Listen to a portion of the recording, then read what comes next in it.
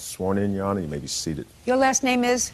Ham. Mr. Ham, you can have a seat, please, because you have no personal knowledge of this, even though you co-signed for your daughter for a loan on this car that's still being paid off. But she knows what's going on here. You may be impacted, but you have no first-hand knowledge. Correct? Yes. Okay.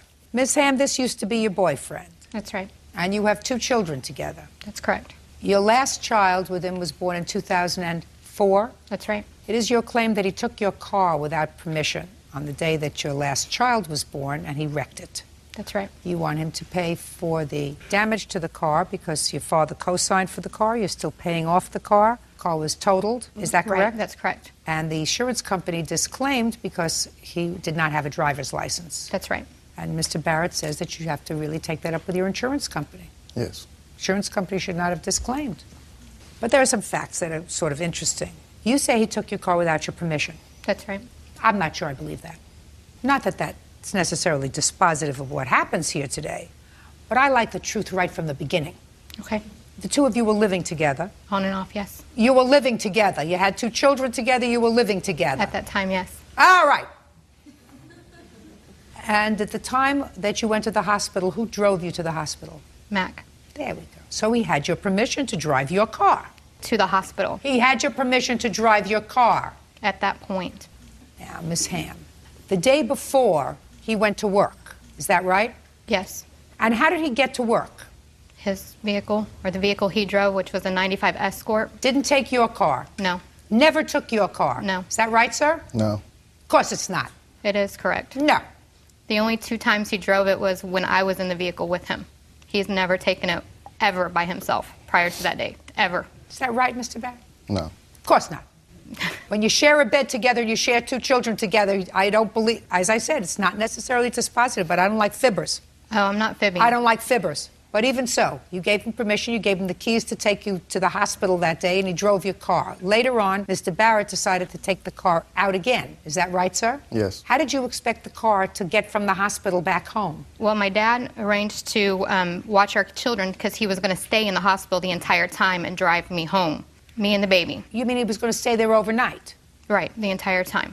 Wasn't going to go out to eat? He wasn't going to go to work. He wasn't going to go to work, wasn't going to go to eat, No. wasn't going, but so he took it. Also, don't believe that. Well, I'm sorry. That's the point. He left me there without a car seat for my child. Listen to me. The only problem that I have with your testimony, Miss Ham, is that I don't like when you start out not telling me the truth. And the truth is, he took the car to the hospital. He drove you to the hospital. He had your permission to take the car. He had the keys to the car with your permission, and then he took the car out again. What happened after that is his fault. But don't start out telling a judge not the whole truth, because then we begin to hold suspect everything that you say. Do you understand? I understand. Good. I understand that you want your money. Lying is not the way to get it. I don't feel that I'm lying. Well, you are. Because he had permission to drive your car, and your complaint said he had no permission. He had your permission to drive the car, and it wasn't limited to just taking you to the hospital, because when you're in labor going to the hospital, you didn't say to him, you only have permission to drive me to the hospital and drop me off there. You may not take the car out again for any other, because that doesn't work. Not when you're going to deliver a baby. He's lying when he says he's drove my van. He never has. I don't he had believe a that. 95 Escort that he drove. I don't believe it. I don't believe that during the time you had the car, he didn't need the car once in a while when his car wasn't working. When his car was in repair, he drove your car, he drove you and your child in the car out for other things. When was your license suspended, sir? 8 days prior. What was it suspended for? A previous accident that someone had sued me, and I didn't realize that if you didn't pay a debt that was involved in an accident, it was like $500 that they could take your license in our state. And how were you notified that they took your license? By mail. Who opened the mail? I believe I did. Did you tell Miss Ham that your license was suspended? Yes, she knew. No, that's not what I asked you. I said, did you tell her? Yes, I told her. Okay, so at the time she gave you the keys to the car to drive it to the hospital, according to you, she knew that your license was suspended. Yes, we was trying to figure out, because I was calling from the hospital trying to figure out why they were suspended, because I still wasn't for sure why. Okay, now we get to what's your fault. So you took her to the hospital, your baby was born. When did you decide to go drinking? After I left work. The next day? No, we was at the hospital all day, and I left from the hospital. I was there all that day, and then I left from the hospital to go to work that evening. Had the baby been born yet? Yes. Did you say goodbye to her? Oh, yeah. Right. And you only had one car at the hospital? Yes. Said goodbye, you looked at the baby, played coochie-coo? Yes. So after work, instead of going back to the hospital, you decided to go get drunk. And you got drunk, and you drove the car, and you were in an accident. Yes. And you spent the next 18 months in jail? Yes. So that answers my next question, which is why it took so long for you to get here to file your claim. But do you understand what I mean, Ms. Ham, when you start out by telling a fib? I mean, I understand. You I understand? Good. So he went to work. There's no question in my mind that he stayed with you in the hospital till the baby was born, and then he came to say goodbye, that he was going out, that he said goodbye to you, so you knew he wasn't going out by foot. You knew he was taking the car. Got it? Yes. Perfect. Judge Judy continues in a moment. She didn't get you down on the floor before you left the hospital and open up your mouth, hold your nose, and pour down a bottle of Grey Goose down your throat, did she? I prefer absolute, but no. And later today, Are you both nuts? Are you really both crazy? It would never dawn on me over this kind of thing to sue a child. real cases, real people. Judge Judy. Kimberly Ham says the father of her children, Mac Barrett, had no driver's license when he stole her minivan and crashed it. Mac claims Kimberly gave him permission to drive it. Yeah. I want you to show me proof that the insurance company disclaimed on this claim when he totaled the car.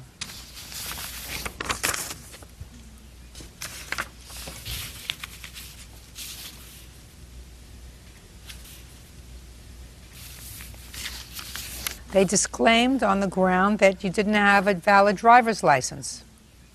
Also, when I got home from the hospital, I had to stay at my dad's for a day because he had the only set of keys, which were mine, that had our apartment key on there, and I couldn't get into our apartment. And then I checked the mail. That's when I found the suspended license validation in the mail. So the insurance company declined coverage, and the policyholder was you.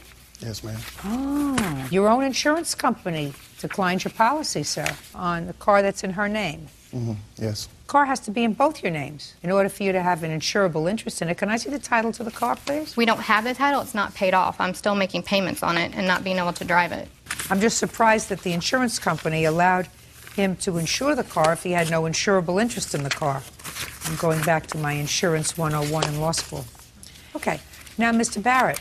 Yes. You want to explain to me why you think that you have no responsibility with regard to this car that she's still paying off that cost $17,000? Well, for one, I mean, I had permission to drive the vehicle. You did. I find that you had permission to drive the vehicle. And I find that she had knowledge of the fact that you didn't have a driver's license. Neither one of those things contributed to your accident. Okay. You agree with that? No. Well, let me ask you this question, sir. Did the fact that you had a suspended driver's license cause you to have an accident? No. What caused you to have an accident? Drinking. Right. Now, she didn't get you down on the floor before you left the hospital and open up your mouth, hold your nose, and pour down a bottle of Grey Goose down your throat, did she? I prefer absolute, but no. Absolute. Cute, but no cigar. She didn't do that to you, did you? You did that all by yourself? Yes. And that was the proximate cause of your accident. Your drinking. Not the fact that you had a suspended driver's license. You didn't have an accident, so driving her to the hospital, right? Yeah, that's right. So what's the proximate cause of your accident? What did the law find, sir? Drinking and driving. That's it. Beyond a reasonable doubt, for which you spent 18 long months in jail because it wasn't your first one. Couldn't have been your first one. Some judge was good and fed up with you. How many DUIs had you had? One prior. How much injury was caused to the other side and the one that you had back in 2004? I'm not exactly for sure. They was injured. And they weren't injured because you had a suspended driver's license, were they? No. They were injured because you were drunk. Yeah. Do you see your children? Yes. How often? Every other weekend. Do you support them? Yes. How much? $140 a week. How much do you earn? I bring home $342 a week. Have you made any effort to help Miss Ham and her father with regard to this debt that they incurred because of you? No, they won't even let me see the van. I haven't even seen it. When I asked to see the van, she said it was on private property. You have the bill to have it fixed? It's totaled. Can I see it? Yes. I have pictures and then the You have a statement that indicates it's totaled? Yes, I have the vehicle pricing and the estimate where it was done. My dad took care of that, so if you have any questions, he's the one that took care of the estimate. Just show this to him, would you please?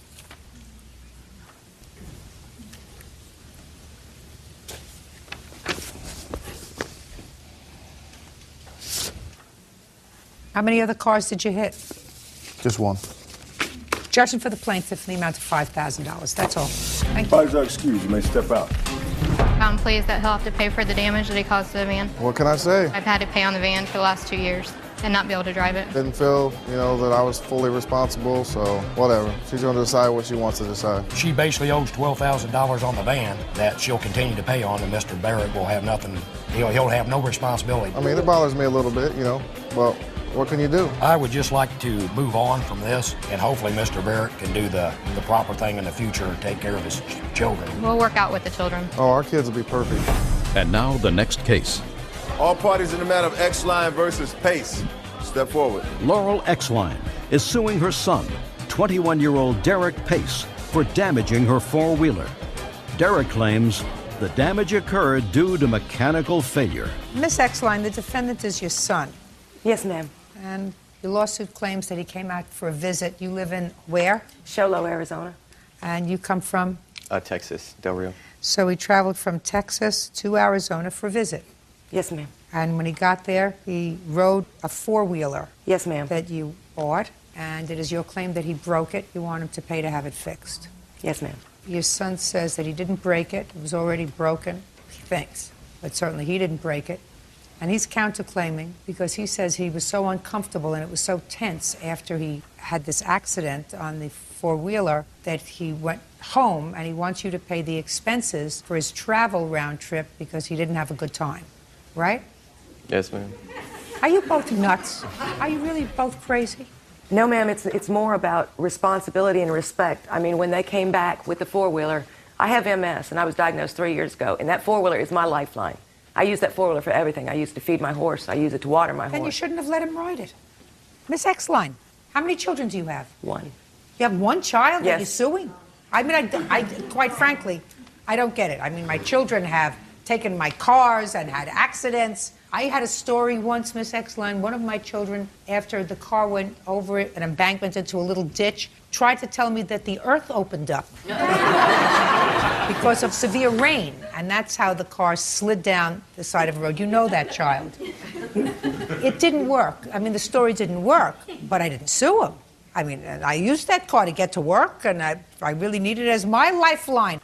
But it would never dawn on me over this kind of thing to sue a child. I think it was all the attitude that was taken when it happened, like that it was nothing. It was not his fault. It was not his responsibility. Why was I crying? It was He just said a it big. wasn't his fault. Right. He didn't say it wasn't his responsibility. He said it wasn't his fault. That Well, he he didn't do didn't feel anything, like it was his responsibility either. because he says in his answer that he didn't do anything to cause the damage to the four-wheeler. Well, I have photos here of when they took off on the four-wheeler, the day they took off, and I have photos of when it was taken off to the repair shop. Well, of course, because there was an accident with it, but he said he didn't cause the accident. The accident happened as a result of a mechanical defect. Well, I think you can look at the pictures and it will tell the story. I don't think it's going to tell the story, madam, but I want your son to tell me what happened when you took out the four-wheeler. Well, we took it out. We got there the night previously, and the next morning we woke up and she told us that she wanted to take her four-wheeler out and take it up in the mountains, go see the snow and all that kind of stuff. So we took it out, and we realized we were kind of running out of gas. We were trying to find the road because we'd lost our way on the way back through the mountains. And then I realized that the back wheel was you could feel the back end of the four-wheeler sliding. And I stopped to look at it, and the back wheel, the axle had broken off, and the wheel was messed up. Is it possible that you went over a rock? Is that possible? It's possible. Possible you went over a log? Possible. Is it possible that as a result of doing that, the axle broke? It's possible. Possible. Sure, a lot of things are possible. Is it If I possible? borrowed your car, I would fix it if I tore it up. Well, if I borrowed your car and through no fault of my own that I knew about, that I was aware of, something happened mechanically and I was in an accident and I was injured, I would sue you. And you better have insurance on that car. So unless you have, Miss X-Line, some proof, and that would have to be by virtue of someone who was an expert in four-wheelers, that something that this young man did caused that damage. I have a statement. I don't take statements. I have the photos of before and I'll after. take a look at the photos. This is them when they were starting out on their journey. And then that was after it was damaged.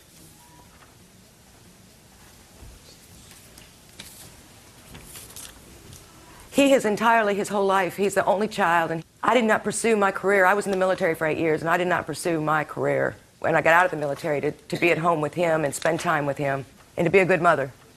And he was in private schools. He had the best of everything, and I think that it's time that he takes responsibility for his actions. Miss Exline, you don't get payback from children for doing the right thing. That's what you're supposed to do as a mother. You're supposed to sacrifice and make sure that your children have things that you didn't have, and make sure that they have a better education than you had. And if it involved you staying home, not having a career, that doesn't necessarily make you a better mother than somebody who works, has a career, and tries to be a good mother at the same time. So you don't get payback for whatever sacrifices you think you made for your children. I certainly would never, and certainly under these circumstances where I have no proof that this was caused by something other than a defect in the four-wheeler that happened serendipitously at the time that he drove it. And it may have been that they went over a rock, but certainly they didn't purposely do anything. He doesn't look like a nut, do anything to put themselves and his wife in harm's way. I don't know what your problem is, but I'm speaking. But your problem should not be resolved in a court. Now, Mr. Pace, if you weren't having a good time with your mother's house, you had several options. You could leave, or you could not leave. You also don't bring that sort of nonsense to a court. Courts are very busy. Certain things have to be left to be resolved within a family. This is one of them. Your case is dismissed. Goodbye. Parties are excused. Now, this is case number 384 on the calendar in the matter of McDonald versus Podany. Parties have been sworn in, Judge. You may be seated. Ma'am, have a seat. Who is this? This is Joan. I don't know. Joan Podany. She's a witness to the assault. That's your wife? That's my wife, soon-to-be ex-wife. Soon-to-be ex-wife? Yes. Mr. McDonald, your complaint alleges that the defendant assaulted you. And he assaulted you because he believed that you were messing around with his wife. You want your bills paid, your medical bills, your dental bill. Mr. Podany said he was sort of defending himself because you went after him first. And his honor. Let's see. You weren't arrested for this assault, sir? No, I wasn't. Lucky. Okay, Mr. McDonald, how do you and the defendant's wife know each other? I've worked with her for 6 years. She also is a friend. Tell me when this assault took place. The assault took place September 16, 2006. It took place at my place of work. Me and Joan went to get something to eat. We returned... What time? At 5:30.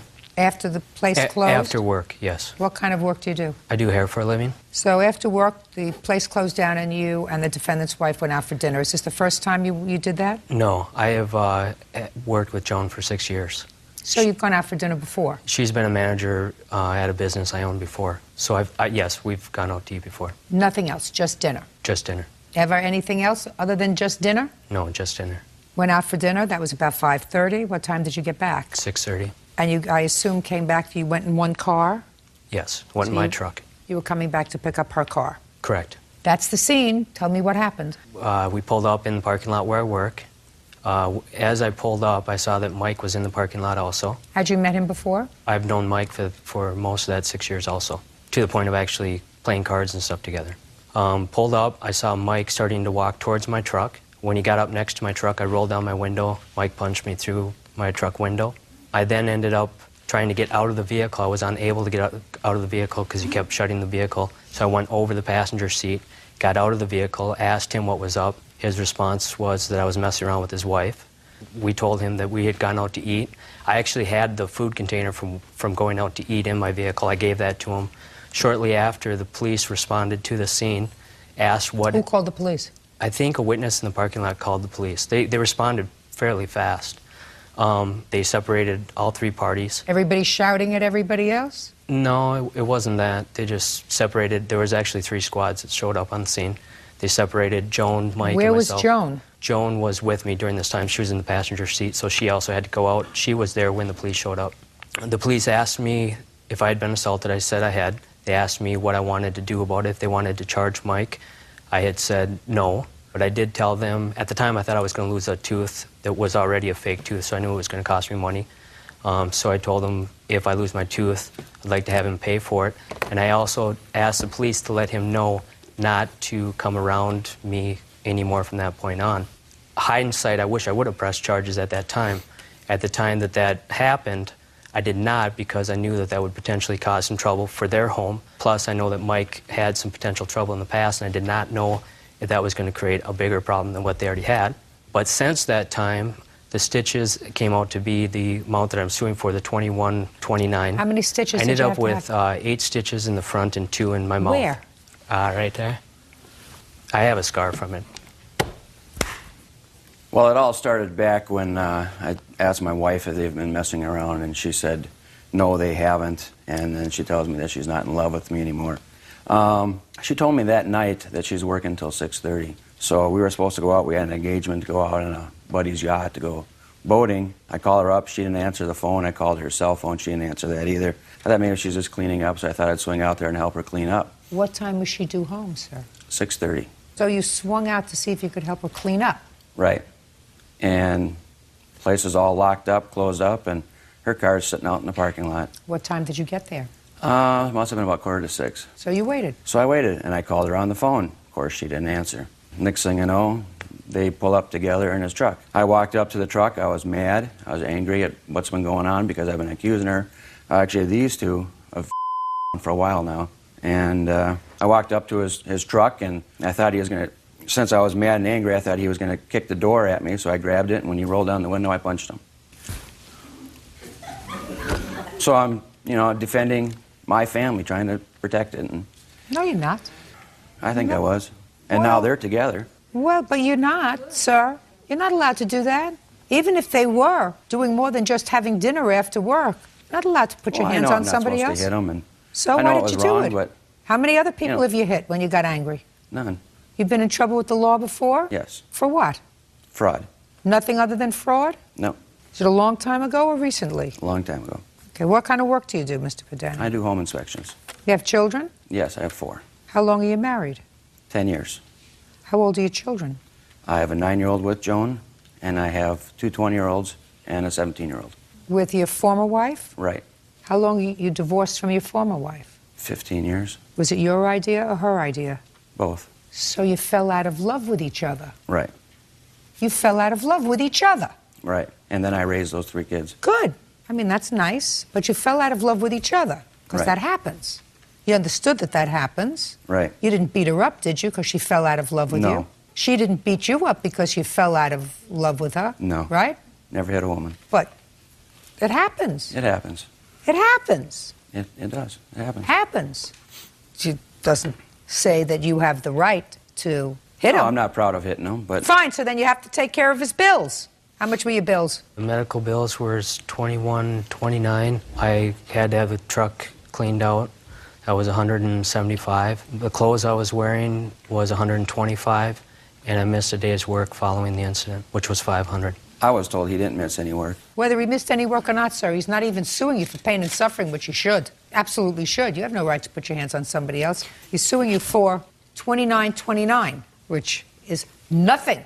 If he would have sued you for $5,000, I would have given it to him. What? Since then, I've had to get a restraining order against him because he's actually contacted my ex-wife to find out where I live. Judge Judy continues in a moment. You moved on once? You survived? Move on again. How old are you? 41. 41. You're a baby. I got a son 42 years old. He's never been married once. You're looking for wife number 3. Tell me your secret. And later today, Do you have a gambling problem? No. You have a drug problem? No. Your aunt says it was about $150,000 that you blew. She's correct. I just want to cry, Judge. real cases, real people. Judge Judy. Mac McDonald says his friend's estranged husband, Mike Padani, assaulted him in the parking lot at his work. Mr. McDonald, your complaint alleges that he owes you $29.29. There's no question you're going to get that. I was just gratuitously throwing in that you're entitled to pain and suffering as well. Mr. Padani is lucky that he didn't spend 6 months in jail for assault. I mean, it's over. It's over. It's over. Time to move on. Time to move on. Yep. You moved on once. You survived. Move on again. You're going to move on again. And believe me, how old are you? 41. 41. You're a baby. I got a son 42 years old. He's never been married once. You're looking for wife number 3. Tell me your secret. Judging for the plaintiff in the amount of $2,929. That's all. Thank you. Parties are excused. You may step out, sir. Wait here, sir. Out the back door to you, right? It did feel good. But then, of course, he got out of the truck and hit me. No, I didn't hit him back. I apologized to him right after I did hit him. He's always been very possessive. Well, they've been kind of messing around for a while now. The defendant does have an anger issue. When he was saying that I spoke to his wife, I actually ran into her at a bar, and she was telling me that's why they got divorced, because of those two. He and his first wife had issues, so I think he just kind of carried it over into our relationship. I'm happy it's done. Time to move on. And now the next case. All parties in the matter of Ernest versus Kennedy, step forward, please. Karen Ernest is suing her nephew, 26-year-old Nicholas Kennedy, for a loan to get his Mustang fixed. Mr. Kennedy, this is your aunt? Yes. That's your mother's sister? Yes. Parents are dead? Yes. Your aunt tells me that you inherited a lot of money. I inherited a trust fund from my grandmother when she passed away. You still have the money? My aunt is in control of my trust fund, yes. How old are you? 26. How much money do you get from the trust fund? There was a total of $50,000. So how much income do you get from that every year? I actually do not know, Judge. My aunt is in full control of it. She's the trustee of the trust fund until I'm 35. Well, there has to be income that's paid out periodically. How much income is paid out to him? Judge Judy, due to financial issues with Nicholas over the past few years, before the passing of his grandmother, I sat down with her and her attorney, and we came up with an idea that the only way that Nicholas will ever have any money in the future was to set the age limit of 35 for him to get the money. And the income is reinvested? Yes, ma'am. All right, this is what the case is about. I just have to get a little bit of a picture of the family. You don't mind, Miss Ernest, do you? No, Judge Judy. Because one gets the sense from reading these papers that you adored him, and he disappointed you. You made him, according to you, a loan to have his car fixed, and he promised he would pay you back. Yes. It was a relatively small loan. Very small. So I don't think that it's the money necessarily that's the issue. You're absolutely right. It's the principle. Right. And he hasn't paid you back. Not a dime. When did you take the money from your aunt to fix the car? It was in the end of July, beginning of August of 2006. What was wrong with your car? The rotors, the heat shield, and the calipers were completely shot, as well as the bearings. It basically sounded like it was a bag of tin cans in the back of my car. What kind of work do you do, Mr. Kennedy? I'm a blackjack dealer at a casino in central New York. Do you have a gambling problem? No. You have a drug problem? No. How long have you been a blackjack dealer? 2 years. You get paid reasonable money? Roughly $30,000 a year. You support anyone other than yourself? I have my daughter to support, yes. How old is she? 2 years old. Does she live with you? No. How much do you send her for support? $310 a month. Are you current? Yes. Do they take it out of your pay? Yes. Ah, that's why you're current. Good. So how come you were in such dire straits that you needed money from your aunt? At the time, my wife and I were talking about a separation, and I spoke with my aunt. My aunt has a great deal of dislike for my wife, and she was very happy at the sound of my wife and I separating. At the time, I was... Does she dislike her because of things that you've told her about your wife? No. She just decided that you didn't like her on her own? Yeah, so I believe something happened way back in the beginning in 2002 when we first got together, and things just kind of escalated from there. Whose fault was it, without going into the story? I really don't know. I don't even know all the details myself. Go ahead. So? I was in some financial trouble, and... Why? I was only working part-time at that point, and I needed some assistance with getting the separation going, and when I spoke to my aunt about the separation, she told me she'd help me in any other way she could possibly help me. And I also Has she done that before? Yes, she has. So she's been supportive of you since you were born? Correct. And I mentioned to her that I was having car problems, but I didn't have the money to fix my car at that time. She then offered to help me get my car fixed. Not once did she tell me that this was a loan or that I'd have to pay her back, just that she would help me get my car fixed so that I could have it back on the road. It was my only vehicle. My wife had her own vehicle at the time as well. Now, when did she ask you for the money back, Mr. Kennedy? Since then, I've only had 1 or 2 conversations with her in 6 months, and about a couple of weeks ago, out of the blue, I got a letter. When for the first time did she ask you for the money back? She has not asked me for the money back. Is that right, Miss Ernest? Incorrect. Go ahead. I made numerous telephone calls to Nicholas, his only cell phone that he had, and he never returned any calls whatsoever. Tell me about the conversation that you had with him in either July or August. Initially, I was contacted by Nicholas August 1st. 2006. He says that he has problems with his car. It's the only vehicle he has to get to work, and he can't afford to get it fixed. I told him I want nothing to do with trying to help him anymore because Why? Tell me why. Just so many financial issues in the past. Him and his wife have a bankruptcy already on them, 6 months into the marriage. They just can't rub two nickels together. They can't save a dime, and I didn't believe he was going to have any way to pay me back. So it's a lost cause. He begged and pleaded with me that he really needs to have his car fixed. It's the only way he can get to work. During that conversation, he also stated that they were in the process of selling their home and separating, that they were closing the end of August, and he promised, out of the closing of the house, that he would pay me back. Did you sell your house? Yes, I did. When? It was at the end of August. How much equity did you have in your house? We sold just the house, the furniture. We took all the furniture with us, but the house itself sold for $32,000. That doesn't give me the answer. How much equity did you have in the house? Did you have a mortgage? No. So you had $32,000. Correct. Where's the money? We used the money to pay back my wife's car loan, and then the rest of the money we invested into a new apartment for us, getting new furniture, getting ourselves reset up. What'd you need new furniture for? The furniture we had was completely destroyed. What do you mean it was destroyed? Was there a hurricane? No, my daughter. Oh, you mean so it was destroyed by a 2-year-old? Yeah. It was destroyed by a 2-year-old. Mr. Kennedy, you sound ridiculous, sir. You sound ridiculous. Does your wife work? No. Are you back together again? No. When did that change? We Yesterday? We started working on things, and right now it's just kind of a rocky relationship. Right now it's just for my daughter. So when you bought the new furniture, who moved into this apartment with the new furniture? We moved in together, and I resided there for 5 days before I moved out. Something had to happen, Mr. Kennedy. It's becoming more interesting. I began seeing one of my coworkers. Oh, so you sold the house. Whose house was it? Yours, or was it the family house? It was the money from my inheritance from my mother's passing. Fine, because I gather from your aunt, which I sort of believe that you can't rub two nickels together. So you got a little inheritance, you bought a house. Let me follow this. With the money that you got, you bought a house, you sold the house, you took the $32,000. You paid off your wife's car. Correct. How much was that? $14,000. Then you bought new furniture because the 2-year-old destroyed the furniture. Correct.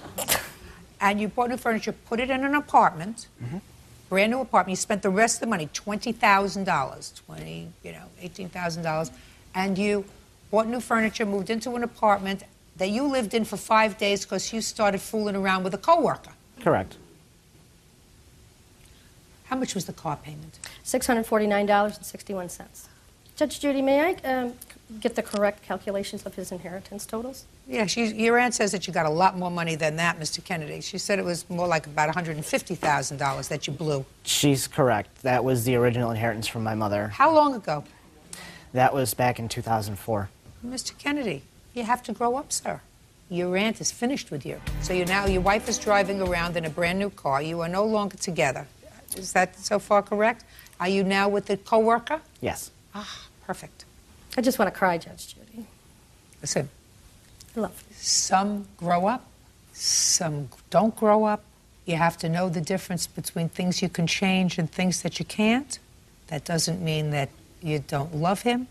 That means that if he needs a kidney, you may have to give it to him, but if he needs any money, let him get another job. That's easy, you know? I mean, you may have to give him an organ one day because you love him. I did tell him no multiple times in the conversation on the phone. Yeah, he can't, you know. I mean, he can't keep tapping into other people to clean up the mess after him. He's 26 years old. In the scheme of things, in a man's life anyway, that's still very young, you know. If they're going to grow up at all, it usually takes about 50 years. And then it's a downhill slide. But he's got a way to go. His grandma got smart in holding the trust till he's 35 years old. Because he'll go through 50,000 like water through a goose. Right? Good. Yes. Okay, judgment for the plaintiff in the amount of $649.61. That's all. Thank you. What is that? Now it's case number 418 on the calendar in the matter of Garcia versus Byman. Thank you. You're welcome, Judge. Parties have been sworn in. You may be seated. Ma'am, have a seat, please. Ms. Garcia, this is your boyfriend, or used to be your boyfriend, according to your complaint. He assaulted you, causing you to have medical bills. He made it so because of the stress that he created by his actions that you couldn't work, thereby causing you to lose your apartment and the lease. He owes you for the assault, for pain and suffering, for your medical bills, etc., etc., etc. Mr. Byman says that you were a nag, you bugged him over his drug use and his lack of employment, that you pushed him and things sort of got out of control. Correct. How long were you, Mr. Byman, together? We started dating on February 17th of 05. And soon got engaged after that. Are you engaged now? No. To anyone? No. So this baby is his? Yes. When did you move in together? We moved to San Diego in April, and we were in a hotel room trying to find an apartment for 3 months, and then finally got an apartment on June 6th of 05, and we were there up until the end of October when we both were evicted. But he wasn't living there when you were actually evicted from the apartment? He was in jail. And when was he incarcerated? He was incarcerated 3 different times for domestic The last violence. time? The last time was October 12th. The arrest was for an assault on you. Those charges were somehow disposed of, but he had prior arrest warrants, so he was held. Technically, it was October 8th, and I had a court case in Sacramento on October 10th. After I couldn't make my court appearance because I was in custody in San Diego, Sacramento put a hold on me. I spent 10 days down in San Diego, and then finally they transported me up to Sacramento to take care of my case up there. What kind of case did you have there? I think it was 475 of the Penal Code. Don't play with me. It was intent to defraud, ma'am. Intent to defraud who? A bank. Were you sentenced yet? Yes. To what? 90 days of work project and 4 years of probation. Is that the only outstanding case you had? When I was arrested one of the 3 times, they tested me for drugs and I came up positive. How long have you had a drug problem, Mr. Byman? Off and on for years. How many years? 10? Started smoking weed at 13 years old, so probably since then. How old are you now? 26. 13. But you graduated from marijuana to? Methamphetamine. Did Miss Garcia, was she aware that you had a drug problem? Yes. Did she have a drug problem? No. That was poor judgment on your part. Thought I could help him and save him. Move him to San Diego and get him away from the drugs and the crime. Well, that's fine. You can try to save him. You don't have to have a baby in the bargain. Yeah. Now, according to what I read, Mr. Byman, in the complaint and in your answer, a lot of the fighting that occurred while you were together was because of your drug use and lack of employment. Is that right? That was part of it, but just money was also a big issue. Lack of employment. Yeah. And then you said something interesting in here. You said, well, at some point you went into a drug rehabilitation program. Yes. But you and I both know, Mr. Byman, that when you have a 13-year drug habit, a 10-day rehab program doesn't cut it. Like putting a Band-Aid on an open heart surgery. It doesn't work. Have you since gone into a long-term residential program? Actually, I'm looking right now. Well, good luck. Thank you. So you want to tell me what happened in October? In October, we had many nights where I stayed up trying to help him through his problems. And that night, I had come down on him saying that what is something bad going to have to happen to you to get you to do the things that you need to do. And I can't marry you until you get a job. I'm on disability. I'm permanently disabled. And what's the nature of your disability? I have lupus, and I've had 2 major back surgeries. I've had actually 7 surgeries in the last 5 years. And so, therefore, my benefits would be taken away if I married him. And that was one of the major fights. That night, he got very forceful with me. And look at me. I slipped out of his arms and got out and left. I left a message on the phone. I said, are you going to stay? I need to know. He never called. I decided that I would just come back in the morning. When I got there with my girlfriend, he was still there. He had slipped out the door. We passed each other and didn't say a word to each other. Basically, we were wanting to find out if he was using still at that point, and it was pretty obvious to me. I stayed there for about 4 hours, got some things ready, then took my girlfriend home. I was gone for about 2 hours, came back, and at that What'd you time... come back for? I had nowhere else to go. I was pregnant and exhausted. And why didn't you stay with your girlfriend? Why didn't I stay with her? Didn't even ask. It was the apartment. I thought he was gone. He left when we were passing. What makes you think that he was gone? Just because he walked out then? He didn't walk out with he was leaving. He had his stuff packed and he was leaving. He had stuff packed with him when he left? Yes, he said he was leaving. The only thing I had with me, Your Honor, was a laptop. He had a backpack, suitcase. All your clothes there? Yes, clothes. Okay. All my... So you went back, Miss Garcia? Yes, I went back. My dog. You went back? I went back to my apartment. You apartment. went back. Don't make excuses. Who is this? This is my mother. Don't make excuses to your mother. You went back. Yeah, of course Right. I went back. My girlfriend did not have a place to stay for me to stay Go to your either. mother's house. My mother lives 600 miles away. I don't care. Get on a plane. If you're afraid of somebody, that's what you do. You don't go back to the apartment, knowing that all of his clothes and I stuff wasn't is that still afraid there. of him at the time. Okay, so you went back. So I went back. Okay. And he showed up. He was actually in the apartment hiding behind the bedroom wall and jumped out at me. And that's when he held me down, saying something to me, just listen, and was holding me down.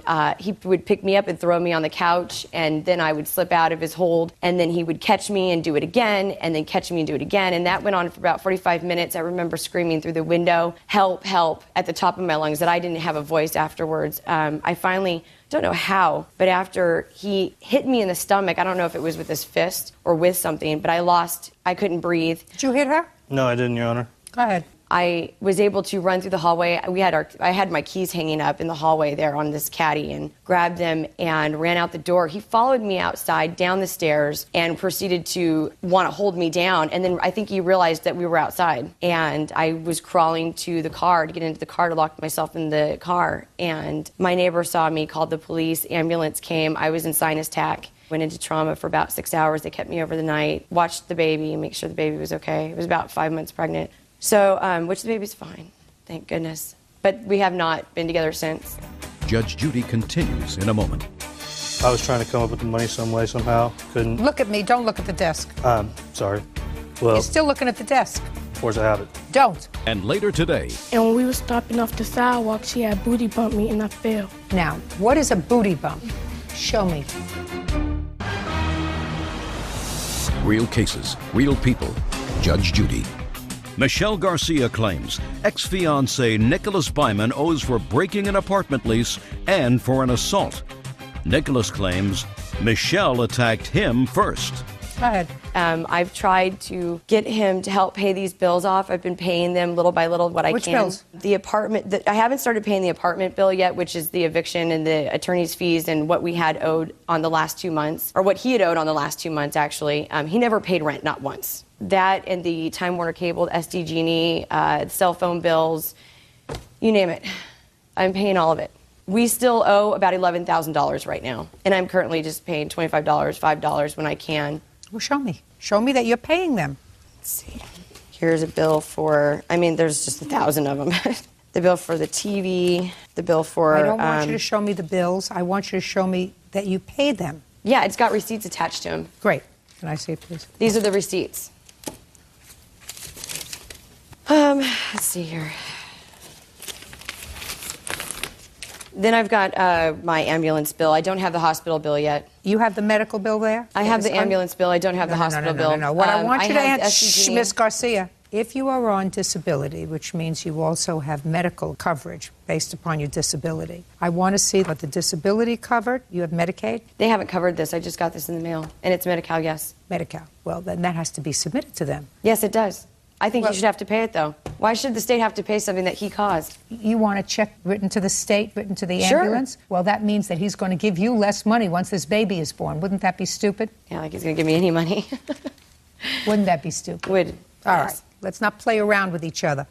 The bill that I'm here for, the $5,000 bill, I have not started paying on this because I don't have the money. That's why we're here. I'm suing him for this money. What bill? This is our apartment eviction bill. We got evicted. There's attorney's fees. It ends up being $5,493. He assumes that I'm going to pay this. I'm not. Oh, you're not. You're not. You're just going to pay half. I've paid half since we moved into that apartment. No. That's your choice, Ms. Garcia, my dear. That's your choice. If you chose to stay in that apartment and you chose to move in with him knowing that he had a drug problem, you were trying to save him, your saving him didn't work out, I'm not interested in the fact that you assumed the responsibility of paying the rent despite the fact that you had an agreement that you were each going to contribute half. Just as if it didn't work out between the two of you and you had to stop working or doing whatever you do because you were pregnant, I wouldn't permit him to come to court and say, well, didn't work out. I paid all the rent. We had an agreement that she would pay half the rent. She stopped working. So I chose to continue to pay the rent. You even went back there in October hoping that it would all work out after you left the apartment and came back with your friend. Now, I'd like you to tell me your version of what happened on the 8th of October. Actually, it started on the 7th. We got in an argument about the money that we owed when we went to court for the eviction. They gave us 2 weeks. when we went to arbitration. Hold on a second. You mean you were still together at the time that you were being evicted? Yes. Is that right? We had gone to court during the first month that they approached us and put a note on our door. Miss Garcia, you understand what I'm saying to you. While you were both still living in the apartment, the landlord moved to evict you for non-payment of rent? Yes. Okay. Yeah, I paid now half the rent. Shh. Now it becomes clear. Go ahead. Well, we got in an argument over what we were going to do. I was trying to come up with the money some way, somehow. Couldn't. Look at me. Don't look at the desk. Sorry. Well, You're still looking at the desk. force of habit. I Don't. apologize. Anyway, we argued about the money, how we were going to come up with it. Things got loud, and she ended up just taking off for the night, at which this point I stayed the night, and she came back, like she said, with her friend, which then I grabbed my laptop and like a jacket and stuff and just took off for the day. Came back around 5 in the evening, at which point she started screaming and yelling, like, "What are you doing here, you sick?" I told her I was just trying to get my couple things and go, and that's when everything started escalating, and she slapped me in the face and then scratched the other side of my face, started throwing objects at me, at which point then I did restrain her from hitting me with anything else, and at that point she started screaming, help me, and that went on for a little while longer. Then she ran downstairs like she said, and I got arrested about 5-7 minutes later. Okay, sir. You understand that you are responsible for half of what the landlord is owed. You understand that? Yes. Okay, that's But- $2,718. Well, I didn't pay for either the down payment the first month or the second month. My mother actually paid for all that. And?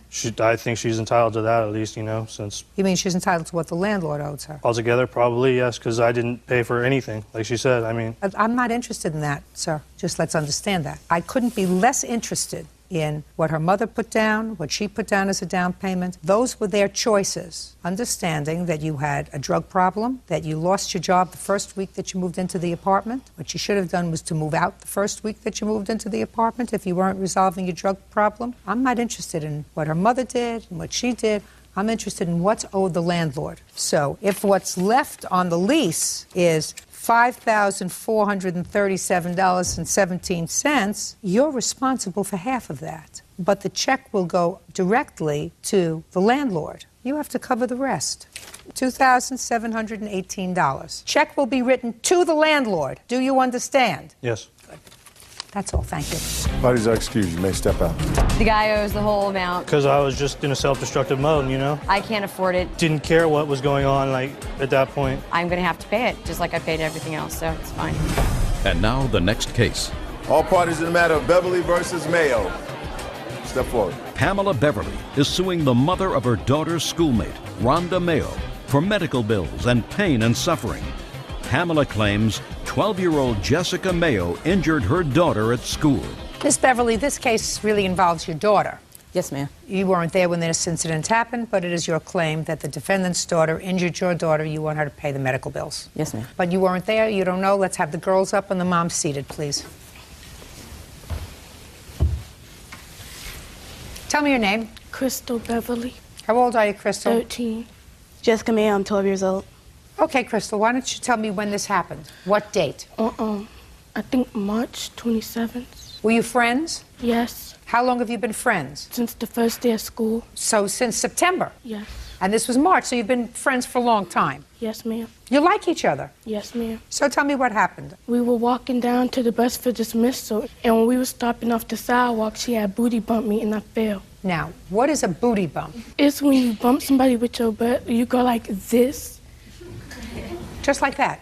Yes, if she did it harder, and then that caused me to fall. Show me. We were walking, and then when I stepped down from the sidewalk, she went like that, and I fell. And then she walked over to the sign that said Crittenton, and I laid there crying, and then one of my other friends came up to school and helped me get to the bus. That's okay. And you had to have surgery on your kneecap? Yes, ma'am. Okay, let's hear your version of what happened. We were coming down the stairs of the school in the afternoon. We were going to the bus stop. Then I gave her a booty bump, and we were still talking and laughing and walking. Then she tripped over her own footstep. That's not true. So you're telling me that you gave her a booty bump? Yes. You went like that? Yes. You weren't angry with her? No. And you continued to talk? Yes, we were still talking and laughing and walking. And it was later that she fell? Yes, and she fell over her own foot. Would you step up, please? Miss Beverly, I want you to tell me the exact conversation you had with your daughter when she got home. It was on March the 24th, Your Honor, and she told me that they were walking to the bus stop and Jessica booty bumped her and she fell on her knee. I thought it was just a bad sprain, so I didn't take her to the emergency room until the day after. You have the medical report, please? Just the medical report.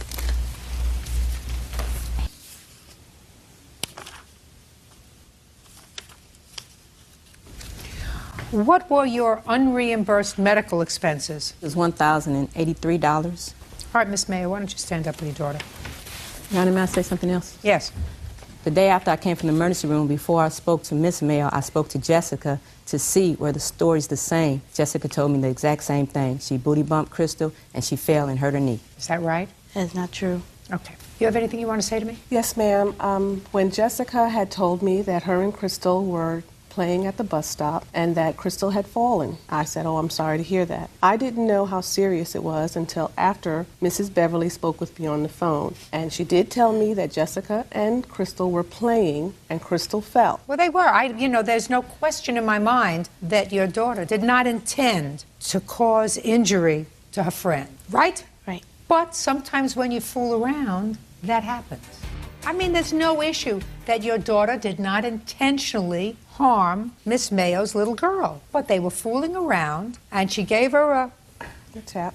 Yes, a bump. And she fell. And she didn't fall afterwards. She's making up. She fell then. She didn't mean to hurt her. It wasn't an intentional thing. It was, as Crystal said when she first started, an accident. That's the way you described it, right? Yes, ma'am. Because you lost your balance when she gave you that push. Yes, ma'am. Right? Okay. That, Miss Mayo, suggests to me that you should be more than willing to contribute to the unreimbursed medical expenses that your daughter's fooling around caused. Because but for the fact that she gave her a nudge, she would not have tripped and fallen, and she would not have had this injury. Certainly, you are not entitled to pain and suffering, Miss Beverly, from the defendant, because I don't believe that this was an intentional act. I think that these two young girls were friends. I believe that in all probability, your daughter has done this booty bumping ever to other people. Yes, ma'am. Fortunately, nobody got hurt. Do you understand, Miss Beverly? Yes, ma'am, I do. Okay. Judgment for the plaintiff in the amount of $1,083. Versus Witt. Parties have been sworn in. Judge, you may be seated. Folks, have seats. Miss Wilder, according to your complaint, you bought a bicycle for your son. Yes. And that bicycle was stolen off of your front porch. Yes. Several months later, the defendant's son was seen riding a bike that looked as if it was the same bike as had been stolen. Right. And it was later ascertained that it was, in fact, your bike. Yes. You want the defendant to pay for the cost of the repairs there were the bike. The defendant says that her boyfriend purchased the bike for her son from a neighbor. She had absolutely no idea it was stolen. And she is counterclaiming, claiming that you have slandered her in the neighborhood by calling her a thief, family, thieves. Child has heard those kinds of comments that she says started with you. Yes. On what date was the bicycle stolen? It was about 2 weeks after Christmas. So sometime of this in year. January. Yes.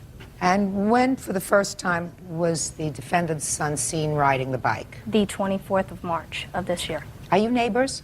Yes. We live a block away. All right. Who first saw her son on the bike? A neighbor of ours had first seen her son on the bike, and I was not home at the time when the bike was brought to my fiance's attention, but he could explain that better than I could. Go ahead. Tell me your last name. Ruth, R-U-T-H, Stephen Ruth. Go ahead. Yes, it was on March 24th. It was That I about- know. Tell me how you saw the bike. It was in the morning, and a friend of mine, Dennis, brought the bike up to my front door, and he said, "Doesn't this look like Timmy's bike?" And I looked at it, and I said, "Well, yeah, that could be," but it had been changed so much that I couldn't tell at that time. So I took the serial number down, and then later on, when Sherry came home, we matched the numbers up, and they matched up with the receipt that she had. And so we went back over there, and she wouldn't answer the door. And then finally she answered the door and said that could we settle it the next day? And I said no, that I'm going to go call the police. So we called the police and went over there with the police. And the police checked the number, and they said, yeah, that's the bike. Okay. And it was returned to you? Yes. Yes, that day. Okay. Miss Witt, How did the bike come to be in your son's possession? We gave it to him for his birthday, which And where was did you March get it 23rd. from? You didn't buy it. Your boyfriend bought the bike. Right. Is your boyfriend here today? Yes, he is, Bob Smith. Step up, please. Mr. Smith, where did you get this bicycle from? I bought the bike from Kirk. Kirk. Me. From this gentleman here. Yes. When did you purchase it? What date was it? February 22nd. Tell me how it came about that you purchased the bike. Cortland had mentioned that he would wanted a certain type of bike, you know, on his birthday. So I had to ask Kirk if he knew anybody that had a bike or where I could find a bike like that. And he said his friend was selling a bike. So we Just took a second. Why did you ask Kirk? He has a friend that used to own a bike shop on Bear Valley Road that had been gone out of business. And his friend said that he had a red line bike, which is the type that he wanted. So I took a look at it and I bought the bike. Where did you go to look at it? At Kirk's house. You went to his house? Uh-huh. He lives in the same neighborhood. His friend had brought the bike over. Step up. Where did you get this bicycle from? From Brian, a guy named Brian. What's Brian's last name? I don't know his last name. Well, how do you reach him? He came to my house with the bike, you know. Well, he didn't just show up at your house with the bike. Yeah, he did. Somebody must have told him that you were looking for that kind of bike. Why would he just show up at your house with a bicycle? I guess he needed money or something. He was trying to sell it to whoever was around. Mr. Smith, Yes. how much did you pay for the bike? $200. Who did you give the money to? I gave the money to Kirk. Is that right? Yeah, and what it was is Brian came with the bike, you know, and I gave him the money. I was like the middleman for him, like, you know. Did you get any money for yourself for selling the bike? No. He didn't give you anything? Not even $10? No. Why? I didn't ask for it. I didn't really have to do anything. And I didn't know that. I thought we paid him. That's who I have the bill of sale from. Let me see it, please.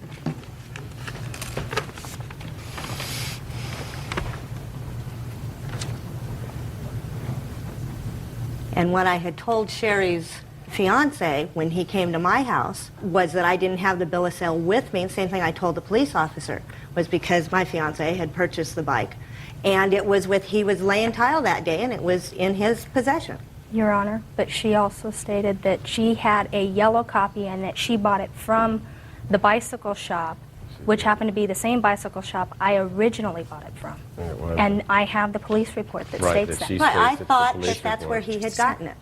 You have any reason to believe that this lady stole a bicycle that belonged to your child? Just pay attention. On your front porch. She lives in a house where she can see your house across the street, and then she permits her child to ride that bike in the neighborhood right in front of your nose. Wouldn't that be stupid? On his birthday. Just a sec. Shh. Don't speak. Wouldn't that be stupid? Yes, it would. Okay. But so, I never accused her of stealing the bicycle. I don't understand, Miss Wilder, what you think. I think her boyfriend She knows somebody. knows who took it or possibly knew it was stolen. I don't think Well, her if you son think, knew. just a second, if you think that her boyfriend possibly knew it was stolen, he could also possibly not have known it was stolen. Aren't both things possible? It's possible. And what are you doing here? I believe that they paid $200 for this bicycle. But the condition the bicycle was in, I mean... You saw the bicycle, Miss Wilder, 2 months later. The crank had been painted. The sticker on the crank had been painted. Listen to me. You saw the bicycle 2 months later, and I don't know whether they did it or somebody who had it between the time it was stolen and the time you saw it. 2.5 months later, had painted it. I don't know. Did you paint the bike? No, it's exactly how we bought it. So somebody else had it in the 2.5 months. When was your son's birthday? March 23rd. Okay, and you saw it the next day. Somebody else had the bike. Somebody else painted it. Now you can sit down. Okay, thank you. Now, I'm not satisfied that any of them had any knowledge whatsoever that this was a stolen bicycle. I don't think that this lady would have given her son a stolen bicycle, especially to ride around the street. It's ridiculous. Real cases, real people. Judge Judy. Sherry Wilder says neighbor Robin Witt owes for the cost to restore her son's bicycle. Robin says Sherry has been spreading rumors about her family. Now, after this happened, did you start to say bad things about her? No, I did not.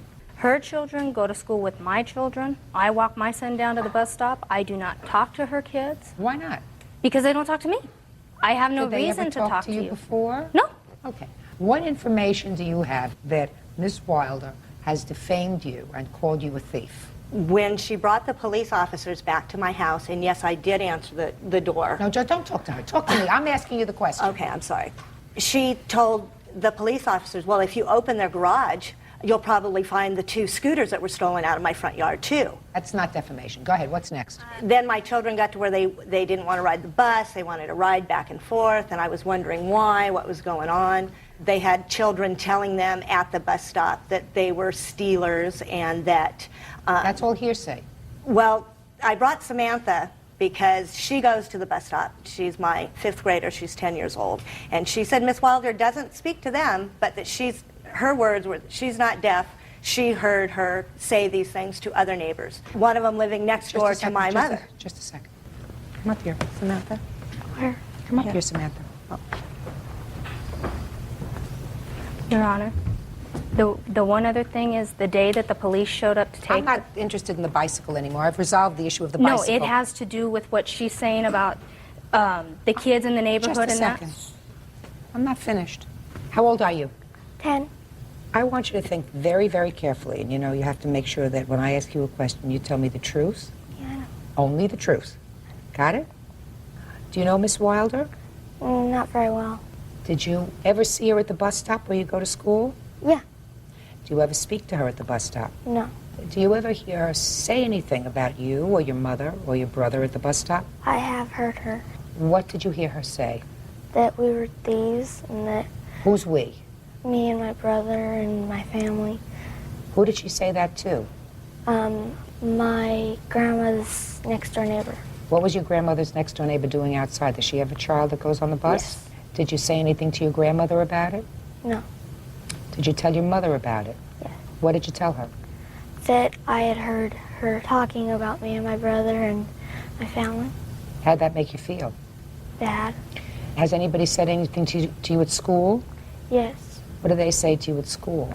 That we were thieves and that my brother was a thief and people had been pushing Cortland around, and it was really bad because they were calling us things and Cortland didn't even want to go to school anymore. You know that all that is not true. Yes, I know that.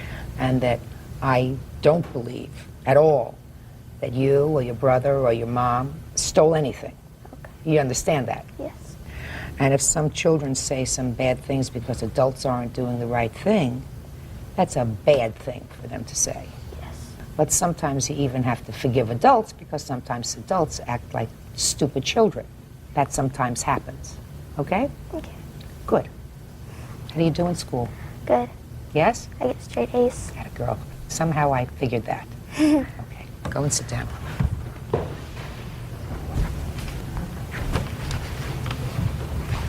Your conduct, Miss Wilder, is out of order. Your Honor, I never said anything. I believe you did. Not only do I believe you did, but I believe her. And I believe that because of the statements that you made, either you or your children or your fiancé or anybody else, that you placed Miss Witt's daughter and son in a circumstance at school that made them uncomfortable. I believe that you had no cause to believe that Miss Witt or either of her children had anything to do with the theft of your bike.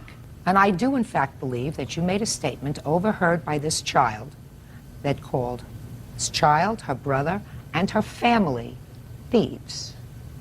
I didn't. That's a very hurtful thing. So your case is dismissed. On your counterclaim, I am awarding you $1,000. Thank you. That's all. Thank you. Parties are excused. You may step out.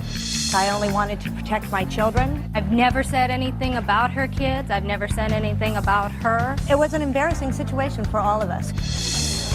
And now the next case. All parties in the matter of McCrae versus Lathers Higginbottom.